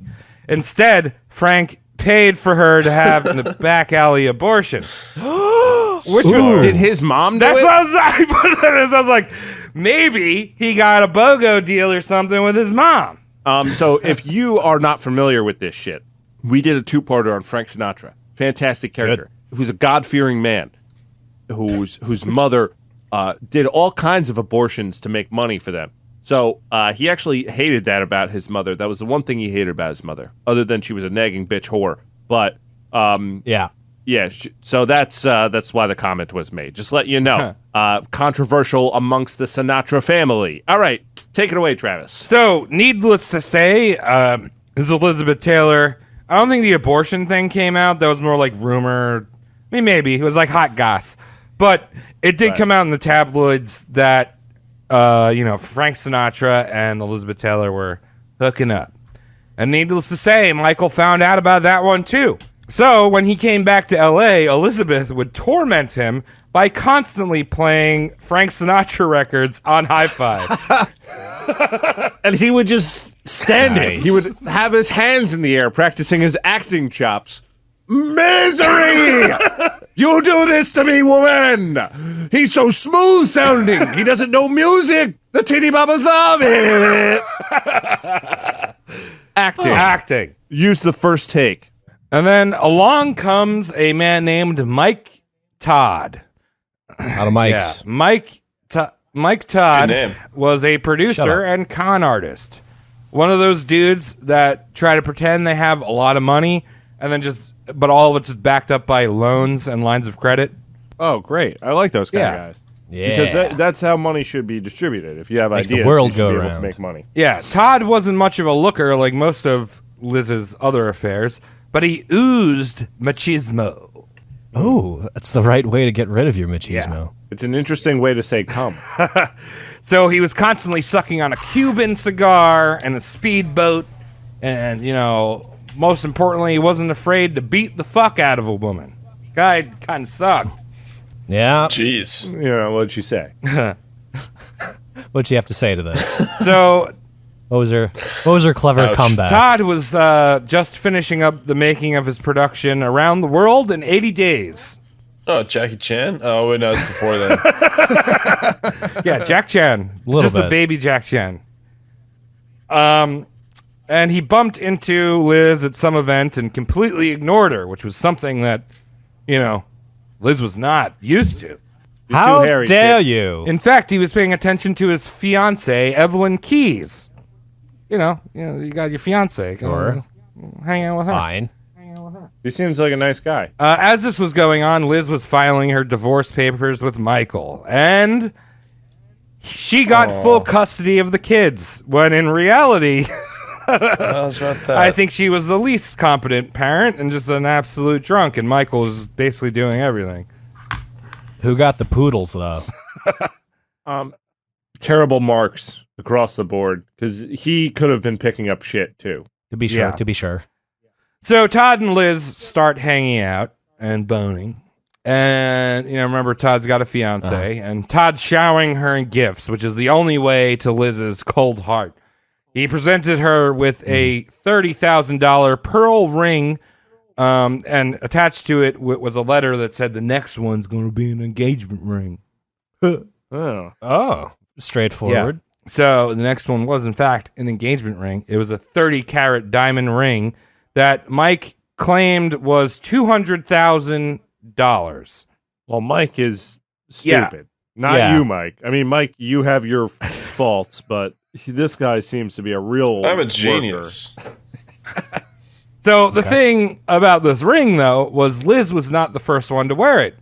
Todd had given the same ring, originally priced at $50K, to Evelyn Keyes, and when he broke off their engagement, he got the ring back and then upsold it to Liz. All right, he's repurposing shit. Good for him. Smart guy. Frugal. I like Smart it. guy. He gets a kazoo from me. So the new couple was Todd and Taylor, and it was the talk of the tabloids. The two of them were partying down in the Bahamas. At the time, Todd was trying to suck up to some British industrialist named Lord Beaverbrook. Shut up. No. Lord Beaverbrook had just bought a home in the Bahamas, and Todd was trying to con him somehow. I don't know exactly what he's trying to get out of this guy. Travis, this is not the first time you said that word. Home. Home. Home. They had a huge home. As a housewarming gift, Todd gave Lord Beaverbrook a cassette tape with a recording of him and Taylor boning. All right. Weird. He's like, oh, yeah, so. Oh, I love to have a 1950s bone. So this Good. became a thing for Todd, as he would record almost every session he had with Taylor. And he would give the tapes out to his friends and business associates. How do you set that Oh, up? you want to hear me and Elizabeth Taylor fucking? Not really. I don't know. This is a time before Pornhub. Like, you got to get off somehow. Some wheezing. I mean, she's probably wheezing because I think she smoked about 100 cigarettes a day. That's not bad. That's hot. I like that. You don't. Look for that in a woman. Yeah, Mike, you. 100 cigarettes a day or no go. It's a deal breaker. So Liz, shortly after this visit to the Bahamas, ruptured her spine. And, Ruptured her spleen? no, her spine. I didn't know I think that one could of the happen to discs that. just like blew out, like a rupture. Like, So they had to put one of those bush bearings in there to make her normal again? yeah. So Todd filled her hospital room with original paintings of Pizarro, Renoir, and Monet's. And then he also bought her. She's lying about the horse thing. Yeah. And then he also. Never fell off no horse. Yeah, then he also bought her a $100,000 silver Rolls Royce for her to ride around in after she got out. Was it a wheelchair Rolls Royce? Yeah. Spinners. Riding on spinners. So all this is coming off credit, by the way, because it's Mike Todd. Oh, good. Don't worry about it. 180 days, you'll have your money. When it comes out. When 180 days comes out, the money will be there. So, See what I did? so when Liz wasn't in the hospital, Todd was trying to put her back into the hospital by constantly beating her. A few times knocking her unconscious. And during one dinner party, Todd and Liz were having an argument in front of guests. And Todd just belted her in the face, knocking her out of her chair in front of the guests onto the ground. Oh my god. Wow. A douchebag. Now, Well, all right, look, I'm not going to defend this I guy. to pick him.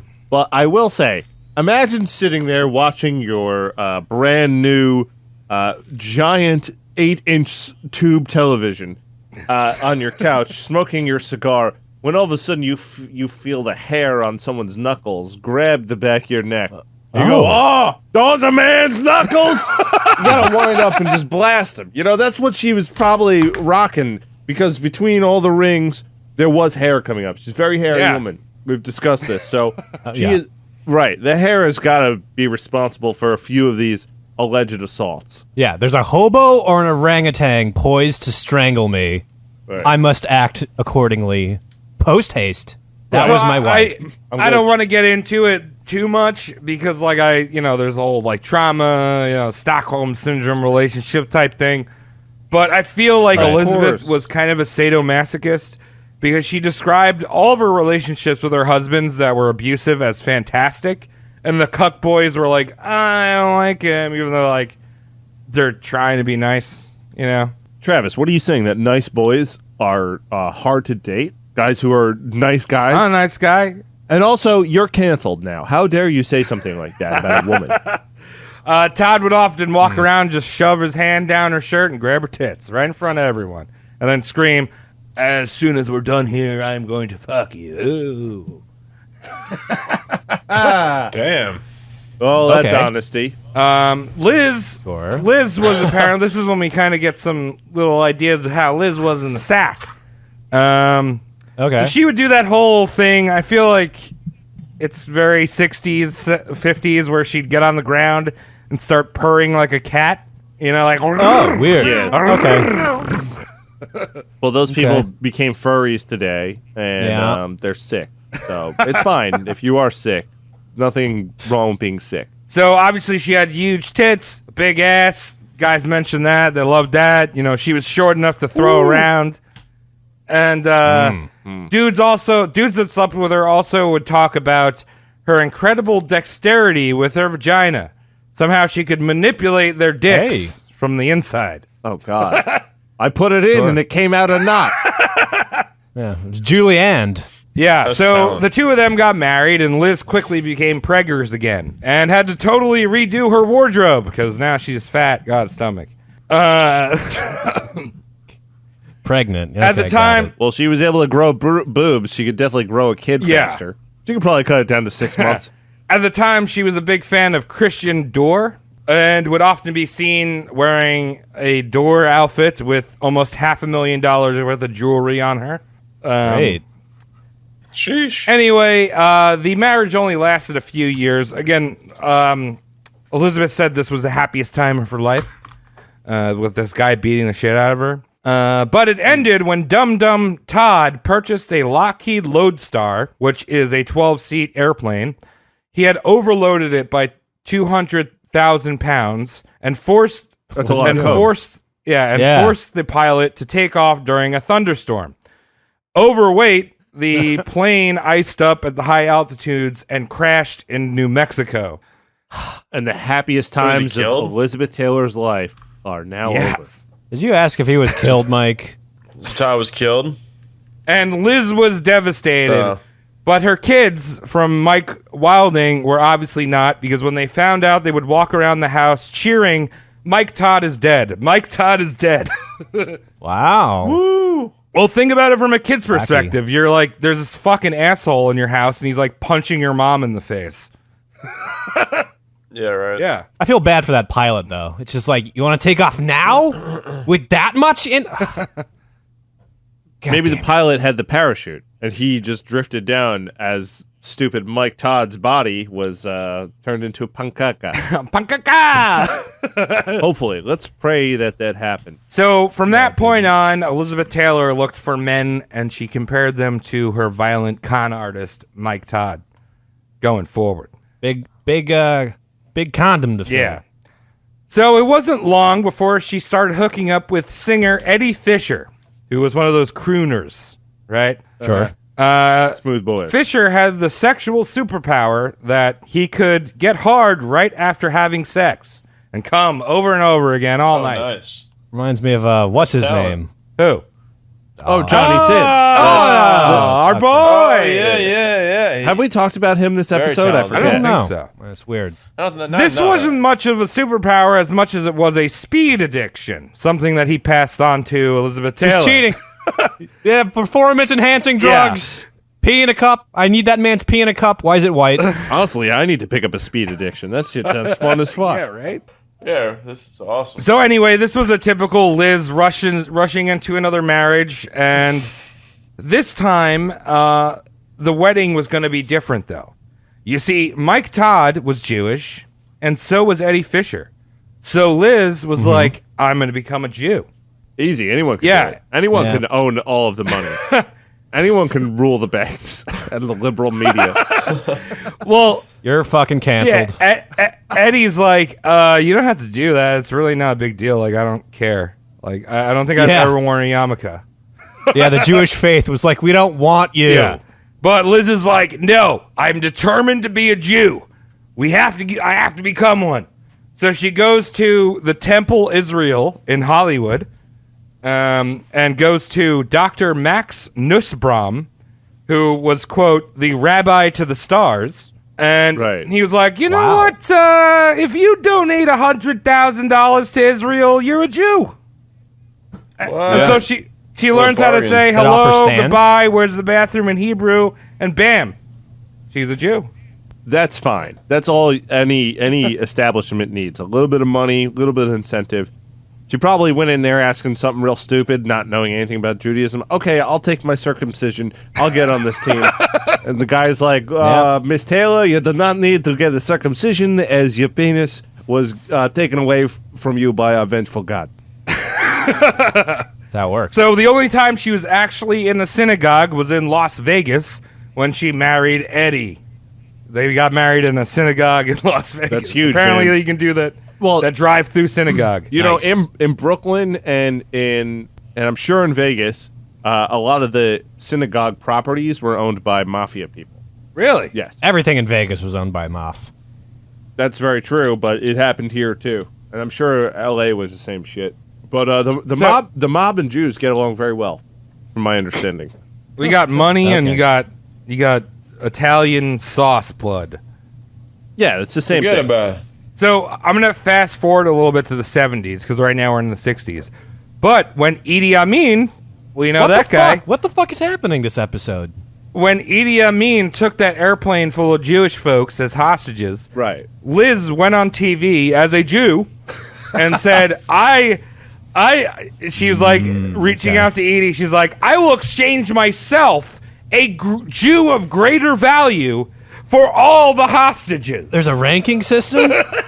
I'm pretty sure that the hostages were very glad to hear that. Yeah, take that, you bitch. And Edie apparently didn't know anything about it, but dude. she was like, "Oh, don't worry, 100 of them. I'm worth 100 of them Jews." It's okay. Me and Scotland will make the trade happen. Your best friend and lover, Idi Amin. So we went from the abusive Mike Todd. You know, we had Michael Wilding, Mike Todd, and we're back to Eddie Fisher, who, in Truman Capote's terms, who was a friend of them, said that Eddie was the bus boy or the waiter of their relationship. Hot.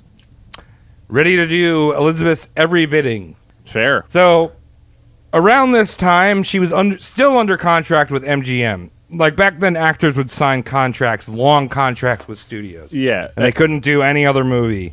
They could, but it was actually a bargaining chip for the studio. Well, yeah. So a You could studio, sell. if Paramount wanted Elizabeth Taylor for a picture, they would negotiate with MGM. And Right. So everyone wins. Right. So she's under this contract, and there's plenty of other studios I want to pick her up. And producer Walter Wagner gave Elizabeth an offer that she couldn't resist. It was the role of Cleopatra. Ooh. And more importantly than the most sexiest queen of history, was that it was the highest ever fee for an actor to date, a whopping $1 million and 10% of the gross box office sales. 10%? Wow. Yes. That's insane. Kind of wacky. Yeah. Oh, my goodness. Hell of an So, agent. It's good to have huge tits. yeah. She couldn't act. Everyone was like, this this woman could not act. No. She's had a pretty face. She had great eyes and huge baps. Yeah. Well, this is what happens, though. You see, the internet happened, and the actresses in Hollywood got a lot better because men didn't need to go to the theater to jerk off. They were able to download pornography or stream pornography with much hotter women than Elizabeth Taylor, getting railed out by their favorite people like Lexington Steele, Shane Diesel, or even Johnny Sins. So now you have this dichotomy where back then it was just like you need to get that all in one package. So Elizabeth Taylor, she was the non-plowed porn star of her day. Angela White has way bigger tits anyway, so yeah, I fucking love her. I really do. Yeah, she's hot. She's probably a nice person in real life. That yeah, accent. she's Australian. That's sexy. She's British, right? Oh, she's Australian. Aussie. G'day, mate. Yeah, dude, she goes down south, man. Yeah. So obviously Elizabeth jumped on the offer, but the thing was she had one more movie to complete with MGM before she could move on to Cleopatra. And Walter was willing to wait because she's still the sexiest person in Hollywood. So Elizabeth shit out a movie called Butterfield 8, just really phoning it in. You've never heard of this movie? Don't assume, but yes.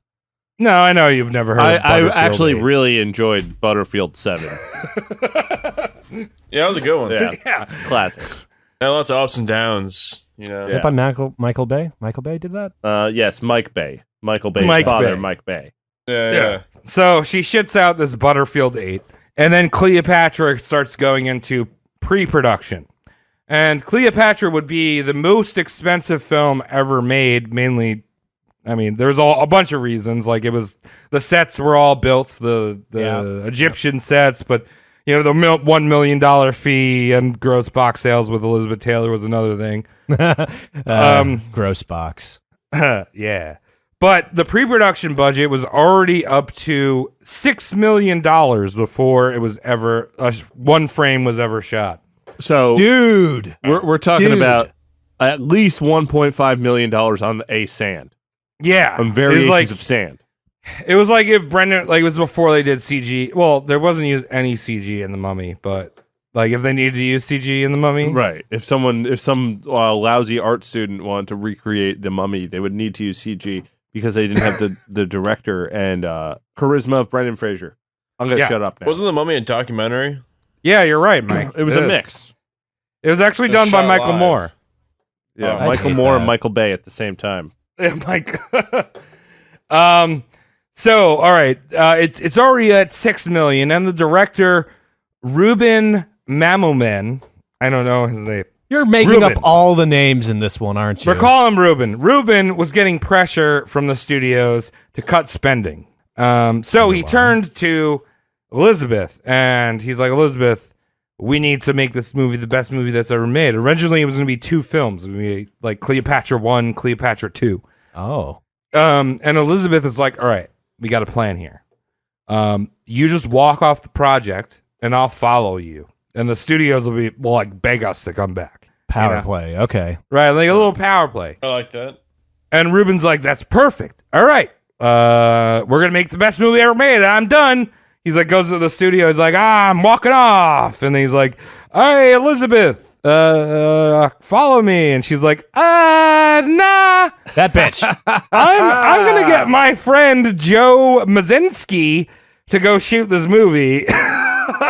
Fuck you, Ruben. Yeah, backdoored it. Holy shit. Yeah, I was actually just looking up that guy Ruben's career real quick, and I was like, he didn't direct this film. It's very strange. Oh no, he's just listed under other work and resigned footage unused. Lame. Yeah, so she just dicked this dude's career so hard. And so in the interim, while they're still building these massive sets, Liz and Eddie go out on their amphetamine booze bender in Paris. Her bender resulted in her downing a full bottle of sleeping pills, resulting in her going to the hospital and getting her stomach pumped. Yep. Shortly after this weekend of partying, her weakened immune system picked up the Asiatic flu, Okay. in which she became so congested in her respiratory system, we're talking coronas, right? She had like corona of the '60s. Okay. Damn. She was so congested and rushed to the hospital. The hospital was like, "Damn, we gotta give this bitch a tracheotomy." Oh, So Oh. they cut a stoma into her throat to make her live. More holes in this one, please. Yes. Where'd they cut it? In her throat? Yeah, in the throat, Mike. That's what a stoma is. It's a little throat hole so you can breathe and smoke cigarettes out when your fucking face holes stop working. Nice. So this all was covered. I mean, she was like not in a good way. I mean, the way they portrayed it in the media was that, oh my God, she got Asiatic flu. Like, oh my God, it's so bad. But it was because she was like drinking and downing sleeping pills, and that's what put her in the hospital. And then she picked up Asiatic flu. So everyone was like having a pity party for Liz. They weren't sure if she was going to die. So out of sympathy, they gave her the Academy Award for her role in Butterfield 8. Fuck. A movie that she walked out of the screening of. Oh God. Fuck Hollywood. Listen to podcasts. Fair enough. So she's recovering from having this stoma and her trach. It takes a few months. She's in the hospital. Eddie would sneak in champagne for her so she could booze in bed. You think she And took one it through the stoma? Well, one trick she liked to do was guzzle a bunch of Dom Perignon and then unplug her stoma trach and spray champagne all over the room. Oh my God. If a hooker did that for you, are you tipping extra or walking out? I'm marrying that hooker. Extra. Wow. That's one of the best things I've ever heard. I don't know why you're speaking poorly of this woman. So she had her stoma stitched up and had a plastic surgery before the shooting of Cleopatra. And Liz, Wow. Liz did the typical Hollywood actress thing, is like, Eddie, we need to adopt a baby. Oh, how brown can it be? Oh God. No, she wanted blonde hair, blue eyes. She went to a German orphanage and picked out a baby that she did not realize at the time was like a paraplegic. So How do you not? Was she not check? It's crawling. Like, I mean, babies all crawl. Yeah, so she picked that baby, quickly passed it off to the nanny, and forgot about it. That's the last we're going to talk about, that Nice. baby that she rented. Okay. Rental baby. Blockbusters. Check. I got to write that down in my. Best way to raise a kid. Hey guys, how do you spell rental? EL or AL? I never know. So obviously Liz was cheating behind Eddie's back. I mean, that was a given. But her true romance came when she met fellow co-star Richard Burton on Cleopatra, who was playing none other than Mark Antony. The true romance of history here, right? Cleopatra, Mark Antony. Heartthrob. What's not to yeah. love? It's fantastic. Richard Burton was a Welsh classically trained actor who was married with kids, and he was pretty much the male version of Elizabeth Taylor. Total drunk, cheating behind his wife's back. But before Welsh. Liz, Liz, it was mainly just one night stands. Liz and Dick, as they would be known, became the most published Hollywood affair in history, easily. Is that a failure or a success? It's a great question, actually. I'd have to sleep on that. Success. Very good, sir. Very good. Win. Yeah. That says a win. Wow. Yeah, So obviously, everyone's jealous of you, so you got one up. You know. yeah. So obviously, Liz was a prima donna on set. She would have people fired for looking at her wrong. That, like, not even exaggerating. Oh, Julia Roberts does that. Yeah, yeah.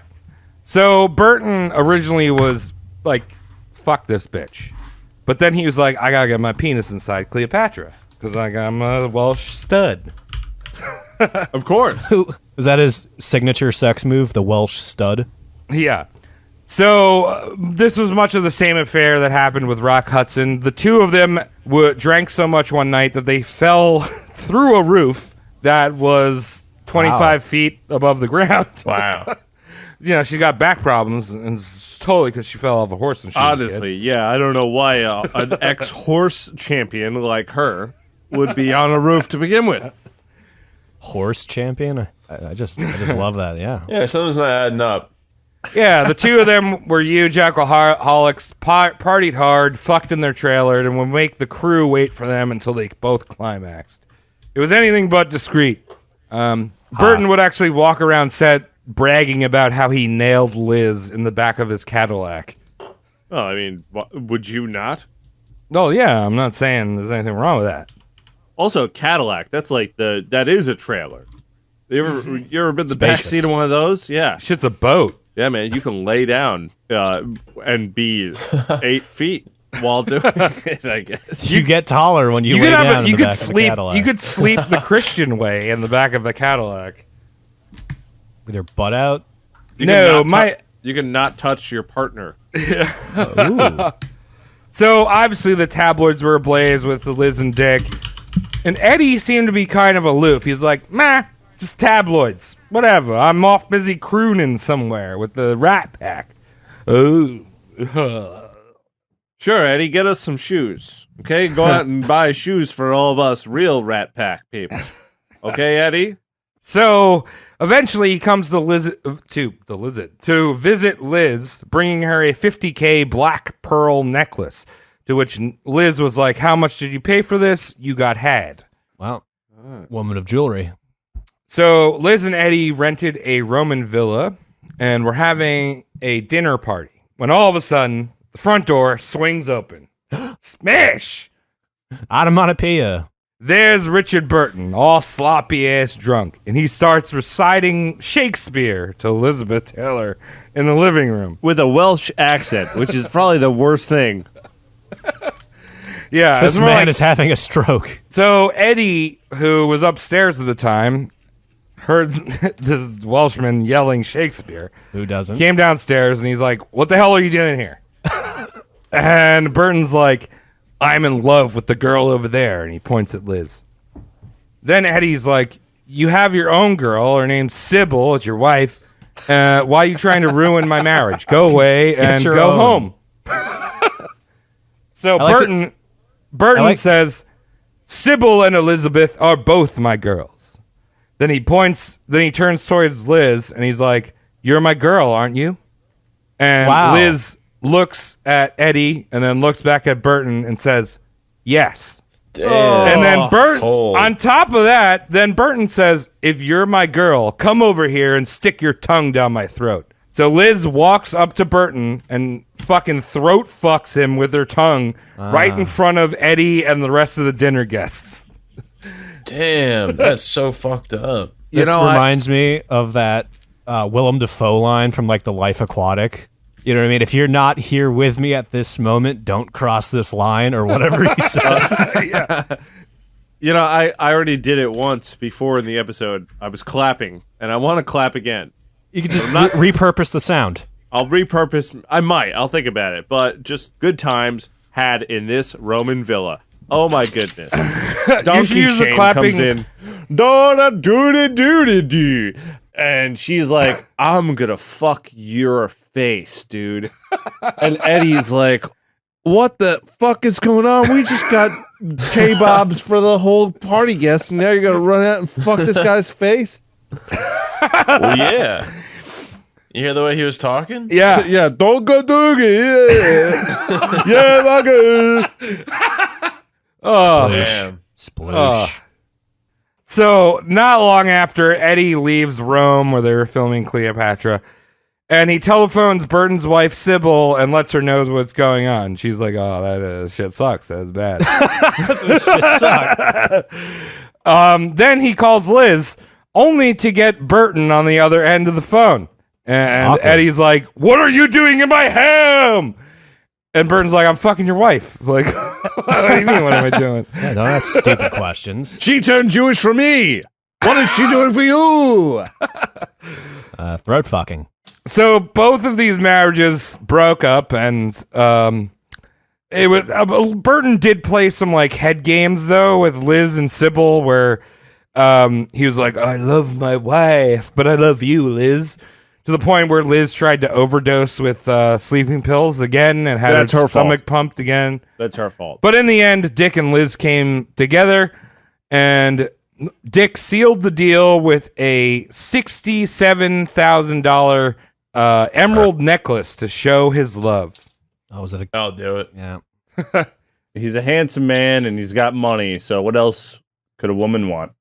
Yes. Yeah, right. That's all you need. Dick's pet name for Liz was Miss Tits.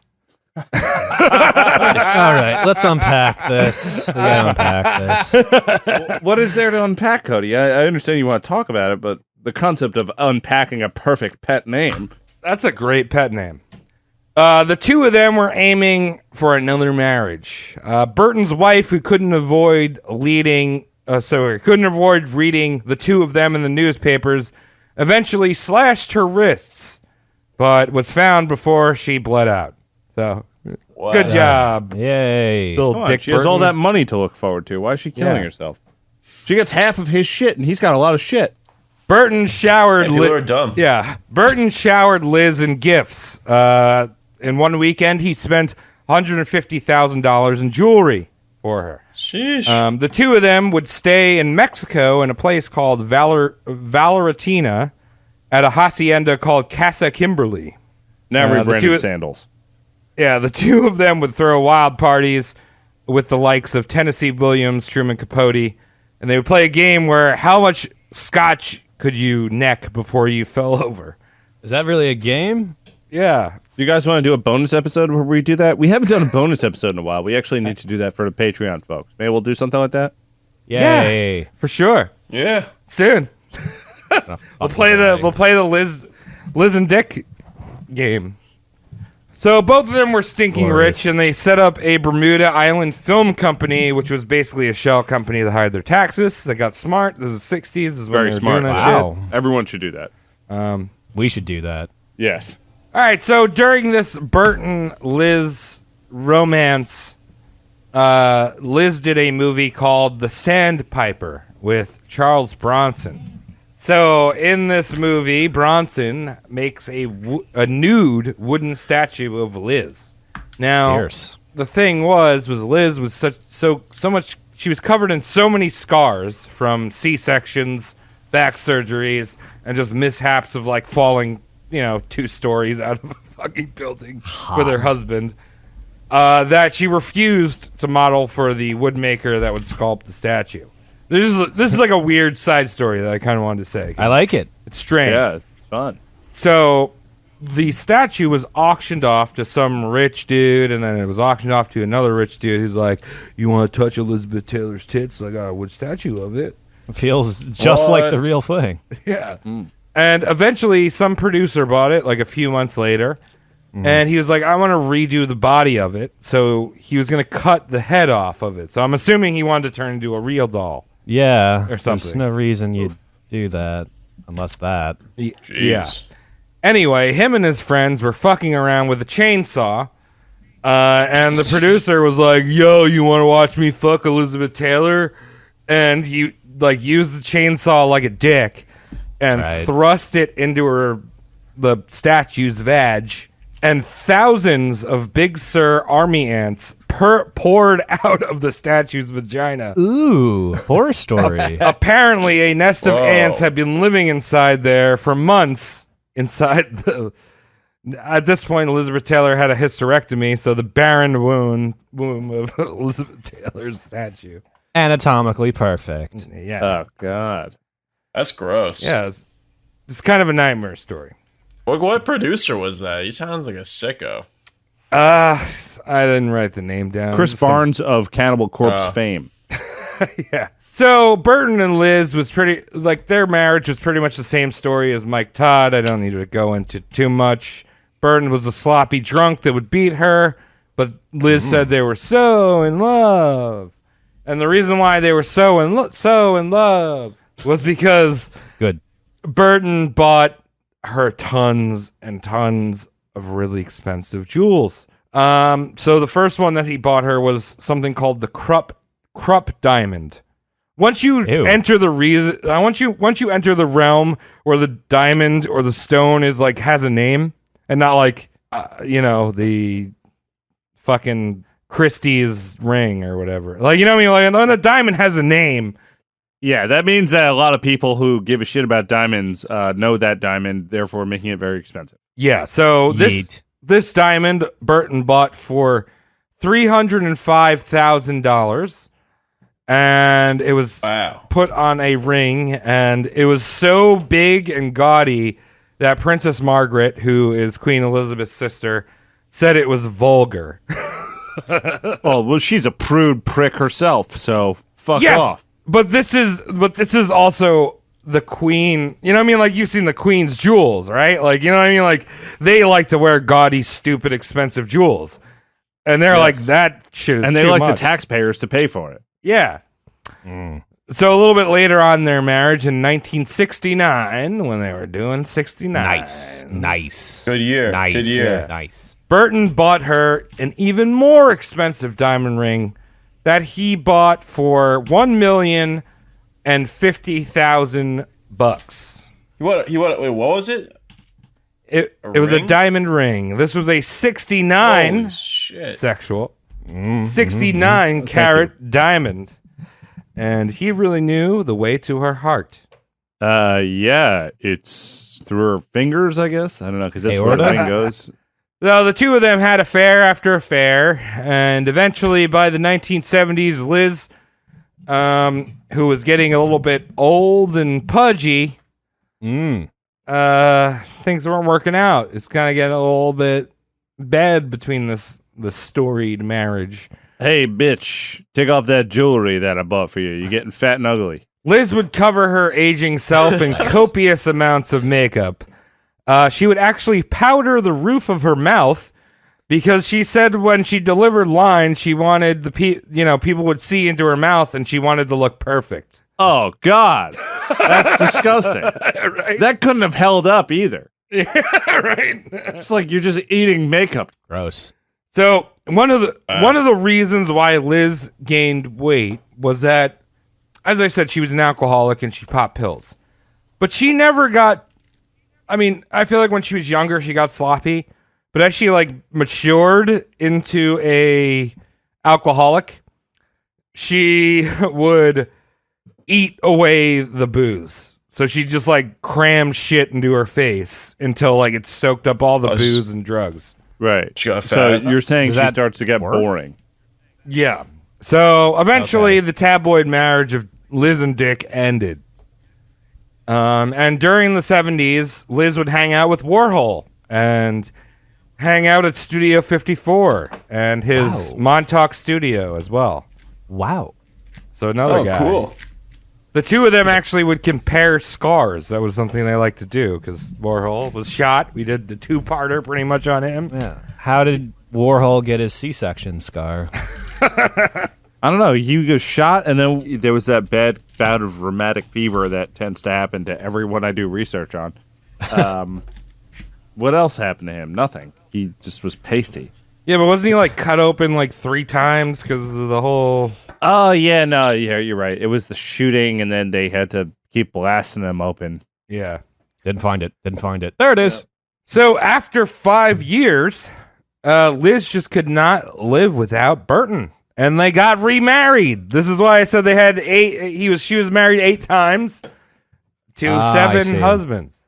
Math from Travis Lee. Yeah. So this extravagant wedding was in Sheesh. Africa, where she wanted to adopt another baby. She didn't, but Why? might as well Why? adopt a black baby. She wanted to go to Africa and find a white kid? Hard. Difficult. Tricky. So she promised. They got married in Botswana. She promised to donate $25,000 to Botswana, which they never did. Anyway, Burton sends out more or buys more and more diamonds for her. But within a few months of their marriage, Burton finds a 20-something model named Susie Hunt and divorces Liz only after a few months of remarriage. Did he take her back to Africa to do that? Yeah, back to Africa. All right, so enter the 80s. Liz really balloons and becomes the main joke of none other than Joan Rivers. What the fuck is going on with this That's episode? one of our early ones. That was when I was trying to be nice to the internet, too. I had to beat around the bush, but I'd love to redo that episode again with Andy and really rip into her. So, Joan, like, this was one of her big things. She used to make fat jokes about Elizabeth Taylor. And I'm going to read off some of these real side splitters. Zingers, let's go. Tom, you're clapping too much tonight. So, Cody, you are right. here's the first one. Lay I it took on me. Liz to SeaWorld, and it was so embarrassing. Shamu jumped out of the water, and Liz asked, "Does he come with vegetables?" Waka waka. Right, yeah. Who's Shamu? That was a good one. Here's another one. I wouldn't say she's fat because she had a facelift and there was enough skin for another person. Hey. That's not a very good joke either. No. Or she has more chins than a Chinese photo book. I've heard that. I guess. That's a funny one. I I like like that that one. make for that? you. Yeah. But the other one, stupid extra skin thing. Like if Joan Rivers was like, "Oh, Liz Taylor, that fat, ugly piece of garbage," that would be funnier Yeah. than trying to do a joke that just didn't land. Yeah. Brute force it. So You can't tie everything together. the two of them went to some event at one point, and like this is kind of just showing. I didn't actually write this in the script. I just remembered it. But the two of them went to some event, and both of them were seated at the same table, which is kind of awkward. And the thing about Elizabeth Taylor is she was the one that kind of defined the whole fashionably late thing. Like she would show up to every event or shoot like Oh. an hour, like a day late, right? Like That's the straw that broke Yeah. my back. I'm just like if she made that cool, she can go fuck herself. As someone that works as the three of us, you, me, Tom, Travis, and I work as like crew for like fucking shoots, like television shoots and shit like that, and movie shoots. Fuck that. Fuck Yeah. that into the hole. I mean, it was everything. She'd show Yeah. up to a party late, like that whole thing about you never show up to a party on time. That Well, was I do Elizabeth that. Taylor. And Joan, who was very much like the same kind of ilk of like Hollywood elite kind of, she embodied that as well.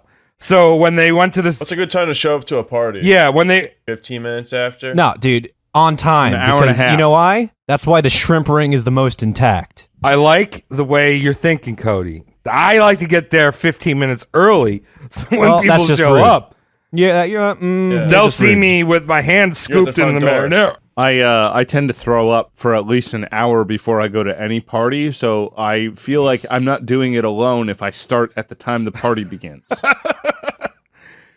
So, Efficient. yeah, Nice. the two of them kind of had the same thing. Like, Joan Rivers apparently always showed up to things late. And they were actually, their limos were stopping on the way to the event. Oh, like, somehow illegally? they saw, like, the other limo and they're like, all right, pull over. Like, Stop, so because literally, each yeah. one of them wanted to be later than the other one. They're the same person. Yes. That's the best part about Joan Rivers making fat jokes about her, is that she's just the same person. Yeah. Great. So also during the 80s, Liz married the Virginia Republican congressman John Warner. And the two of them, she tried to live this like farm life, like down south farm life. Hell, yeet. And she'd go around doing like rallies and shit. She actually choked on a chicken wing on the campaign trail and became a pretty famous SNL joke that John Belushi played Elizabeth Taylor choking on a chicken wing. Fantastic. Wow. Jeez. Of course, this marriage would end in divorce. She was far too glam to be a housewife, even though that's what she said she wanted to be. I'm looking up this John Warner guy, and I honestly don't believe that he would put his dick in that woman. She is, I mean, he's still alive. He's kicking. Wow. You, Oh, kick it. you look at this guy, and he's got like, if John Kerry didn't look like a pinata, that would be this guy. Okay. Really? Huh. Yeah, like a serious politician type. I mean, everyone was kind of confused about this marriage, to be honest. Everyone was like, wait, she's hooking up with John Warner? They're getting married? Old fish cock over there. So Lovecraft. another thing was that she just couldn't get behind the whole conservative thing. She'd go do the rallies and everything, but this was the height of the 80s with Reagan, and the AIDS epidemic was raging in the homosexual community. And like we mentioned earlier, one of Liz's first romances with Rock Hudson Right. died of AIDS, About and this Liz became a very vocal, outspoken person towards the Reagans and their homophobic, like, hate speech. time. And actually, she set up a fund for AIDS awareness that she would be pushing the rest of her life, and she became kind of like a LGBTQ icon. Nailed it. All right, so therefore we're just canceled for doing this episode. Why? No, we got more views now. YouTube will let us do things. No, they Maybe won't. Twitch. No, Twitch is going to kill us. We don't even have a Twitch. They're going to come after us. Yeah. We're talking shit about an alphabet person's Alphabet person. role model or whatever the hell. I don't know, icon. All right, so I want... What's an alphabet person? You know, LGBTQTS, whatever the fuck. LMNOP. Oh. So this is You obviously... know, the gays. Yeah. So this has been a very long episode, and I kind of want to wrap it up because, it's been going on forever, and I feel like Liz Taylor just kind of is a repeat of her life over and over and over again. She goes from Just like Slinky abusive going husband downstairs. to cuck husband to abusive husband to cuck husband. It's a vicious cycle. Yeah. Vicious cycle. Yeah, like pick one, stick with it. Jeez, Yeah, right? you know. So Would that make her a better person, really, Mike? I think so. I don't know. so Richard, Or just like not get married at all. yeah. Do You know, if you're gonna kickflips. keep cheating on them and stuff too. Well, that's the thing is, Mike, is she had like this, she had this child idea of what romance was like, where like you had to get yeah, married, yeah. right? It's Like you had, if you loved someone, Yeah, you that was have a to get thing. married. You know, Yeah. there's no like fucking She around. probably like the fame of the weddings and stuff too. Yeah, right. Having her picture taken at her wedding a bunch of times and different shit. You know, Right. Yeah, I do. So, all right. So Richard Burton died of a brain hemorrhage Ooh. in the 80s, and Liz went on a bit of a bender. Actually, Richard Burton's wife, Susie Hunt, bought the two grave sites next to Richard Burton so Liz would not creep into like his grave when they croaked. Yeah, Richard Burton. God damn it. Look at his Wikipedia picture, and you're going to see a guy who likes it all ways. Yeah. Liz would eventually self-check into the Betty Ford Rehab Center. Nice. So she was just like, hey, I'm fucking going off the rails. And this was like a big thing, I guess, for tabloid media because this was like the first time a celebrity self-checked themselves into a rehab center. She's so brave. Yeah, right. Especially a celebrity rehab center. Celebrity on celebrity. You Well, can't it wasn't a celebrity rehab center to begin with. That was like a whole weird thing I didn't go into, but in my script. But like, she was treated like a regular person there. No, I know, but Betty Ford is a celebrity. So Well, it's a yeah. celebrity endorsement. Right. But like it was regular Yes. people. And in the rehab center, she met and married her seventh husband and final husband, a construction worker. Yeah, Tony. I love Tony. Yeah. nice. So Working class. the man. two of them got married at the Neverland Ranch because Liz was very good friends with Michael Jackson. Oh, you mean her marriage to nice. Larry Fortensky, by the way. You didn't say his name. Wow, what a fucking Larry. champion. Google Good that Larry. guy. Yes, Larry Fortensky. They got Yeah. married at Neverland Ranch because she was good friends with Michael Jackson. And actually, one of the weird things about this was that a paparazzi had parachuted onto the ranch to snag a picture Yeah. of her and Larry getting married. Wow. Man, how small is your cock that you're going to be like, give me the parachute, hand me a camera. I'm going to jump out of this plane. I need this $700. He's got to make rent. Sir, it was $970 to charter the plane. It's an honor thing. That's something. So, And I said a honor, not an honor. Good for you. so her and Larry would get divorced in the late 90s, but would remain close. and he was eventually willed close to $1 million when she died. And he needed it. Yeah, I mean, he's a construction worker, dude. He's working hard. Yeah, he was a construction worker that loved Emerson Laker Palmer more than anyone else on the face of the planet. Holy shit! Look at this guy. I can't believe he has a Wikipedia page. And we don't. What a piece of work this guy is. If anyone wants to set up a Wikipedia page for us. So her last role on camera, like live action, was 1994's Flintstone movie. Oh, really? No Yes, way. she was in the Flintstone movie. Was she Dino? That's a good one. I think she was the boss. Like, remember the boss of the gravel pit? Yeah, kind of. It was like his wife. Where is it? I gotta find it. Look it up. I need a name. I want to say Flint- Cogswell, but that was the fucking Jetsons boss. It was the same show. They just changed his name to around. So she was in the Wu-Tang Clan movie, The Flintstones, 1994. She had the honor to work with the What? Halle Berry. Halitosis Berry. That's her full name. Halitosis Berry. What? Hold on a second. And Kyle MacLachlan was in that movie too. Kyle MacLachlan playing Ray Manzarek from the Doors movie. Wow, it's all coming back together. Weird. Everything comes back together on Roast Mortem. This is like the total. That's pretty wild. Yeah. Akashic Field. Yeah. So she did. I have a feeling Michael Jackson would be involved in this somehow. Yo, that's crazy. No, you I was didn't. thinking Stop about it lying. Stop before, lying. Putting a picture in the chat of Michael Jackson, and he was somehow came into did he this. do So I was that? like, that's crazy. Channeled. When did he do that? So Wait, where did you put your Michael Jackson photo? I just see Carrot Top. yeah, I This mean, is Carrot fucking- Top's hot. This is Johnny Sins, not Michael Jackson. What is this John Cena with a fleshlight though? That's pretty gross. Oh, I thought that was a Monster Energy drink.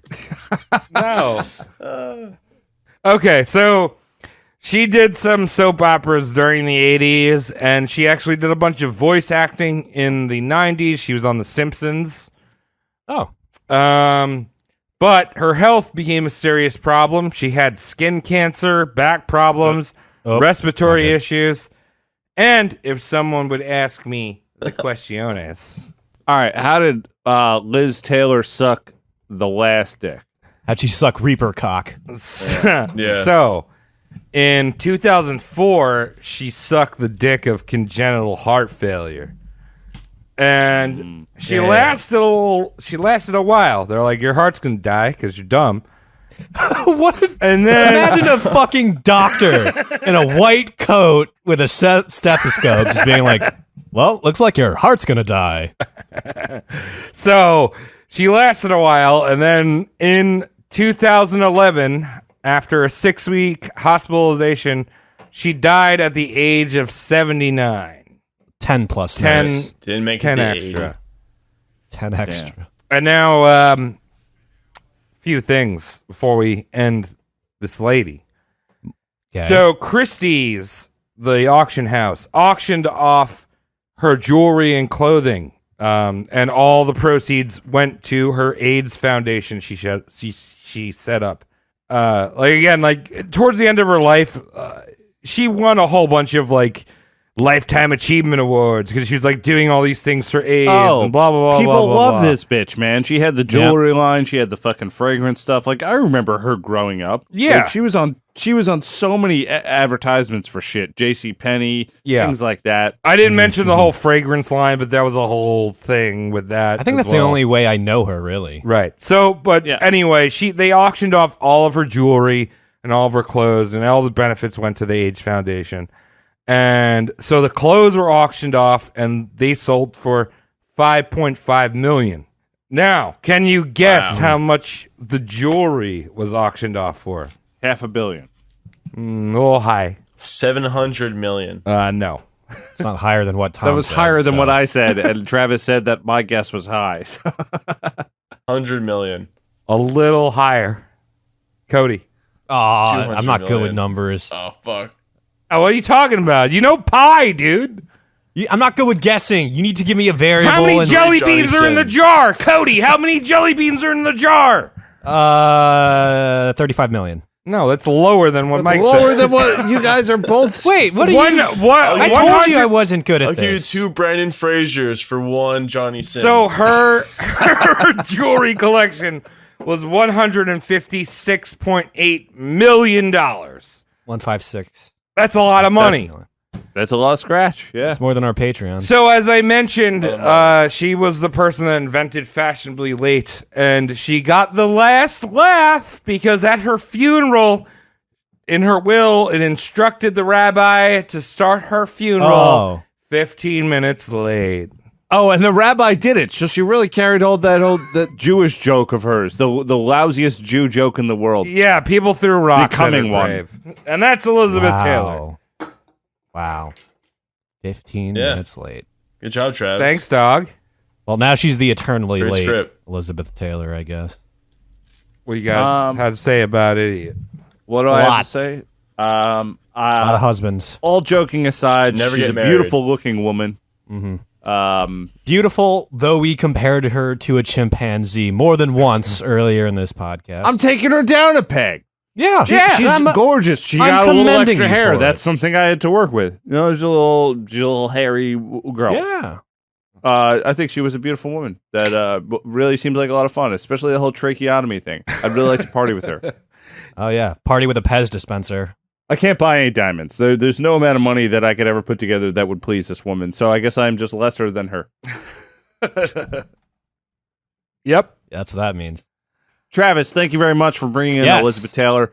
Love her. Hater. All you who are listening to this episode, I love you Thank way you. more. You're good people. Yeah. Thank you for being entertained You by are, us. yeah. Thank you for seeing any value in what we're doing. Mm-hmm, mm-hmm, mm-hmm. As I thank hold you. my self-value probably way too high. Anything else, guys? We have Patreons and stuff like that. Cody, you want to take us out on that? Patreon.com/roastmortemcast. Give us a few bucks if you got them. It's a good time. You'll see some sillier things behind the scenes, like whatever. Thank you. Behind the scenes. Behind Thank all you. right, BTS. Careful what you're saying. Yeah, behind the scenes. Thank you for joining us. We appreciate you wholedickedly. All right, you can find me on Twitter at Johnny Sims. And also Sounds on like you're saying Instagram at Johnny Sims. Sims. Yeah, I think he's been saying Johnny Sims the whole Yeah, time. he's a Sim. I'm into the Sims, the Sims version of Johnny Sim. Well, there you go. Travis thinks that Johnny Sims is fucking your wife. So have a good night, everyone. Thank you. Dun, dun, dun, dun, dun, dun, Thank you, dun, Shane. Good dun, night. dun, dun, dun, dun, dun, dun, dun, dun, dun, dun, dun. Very good.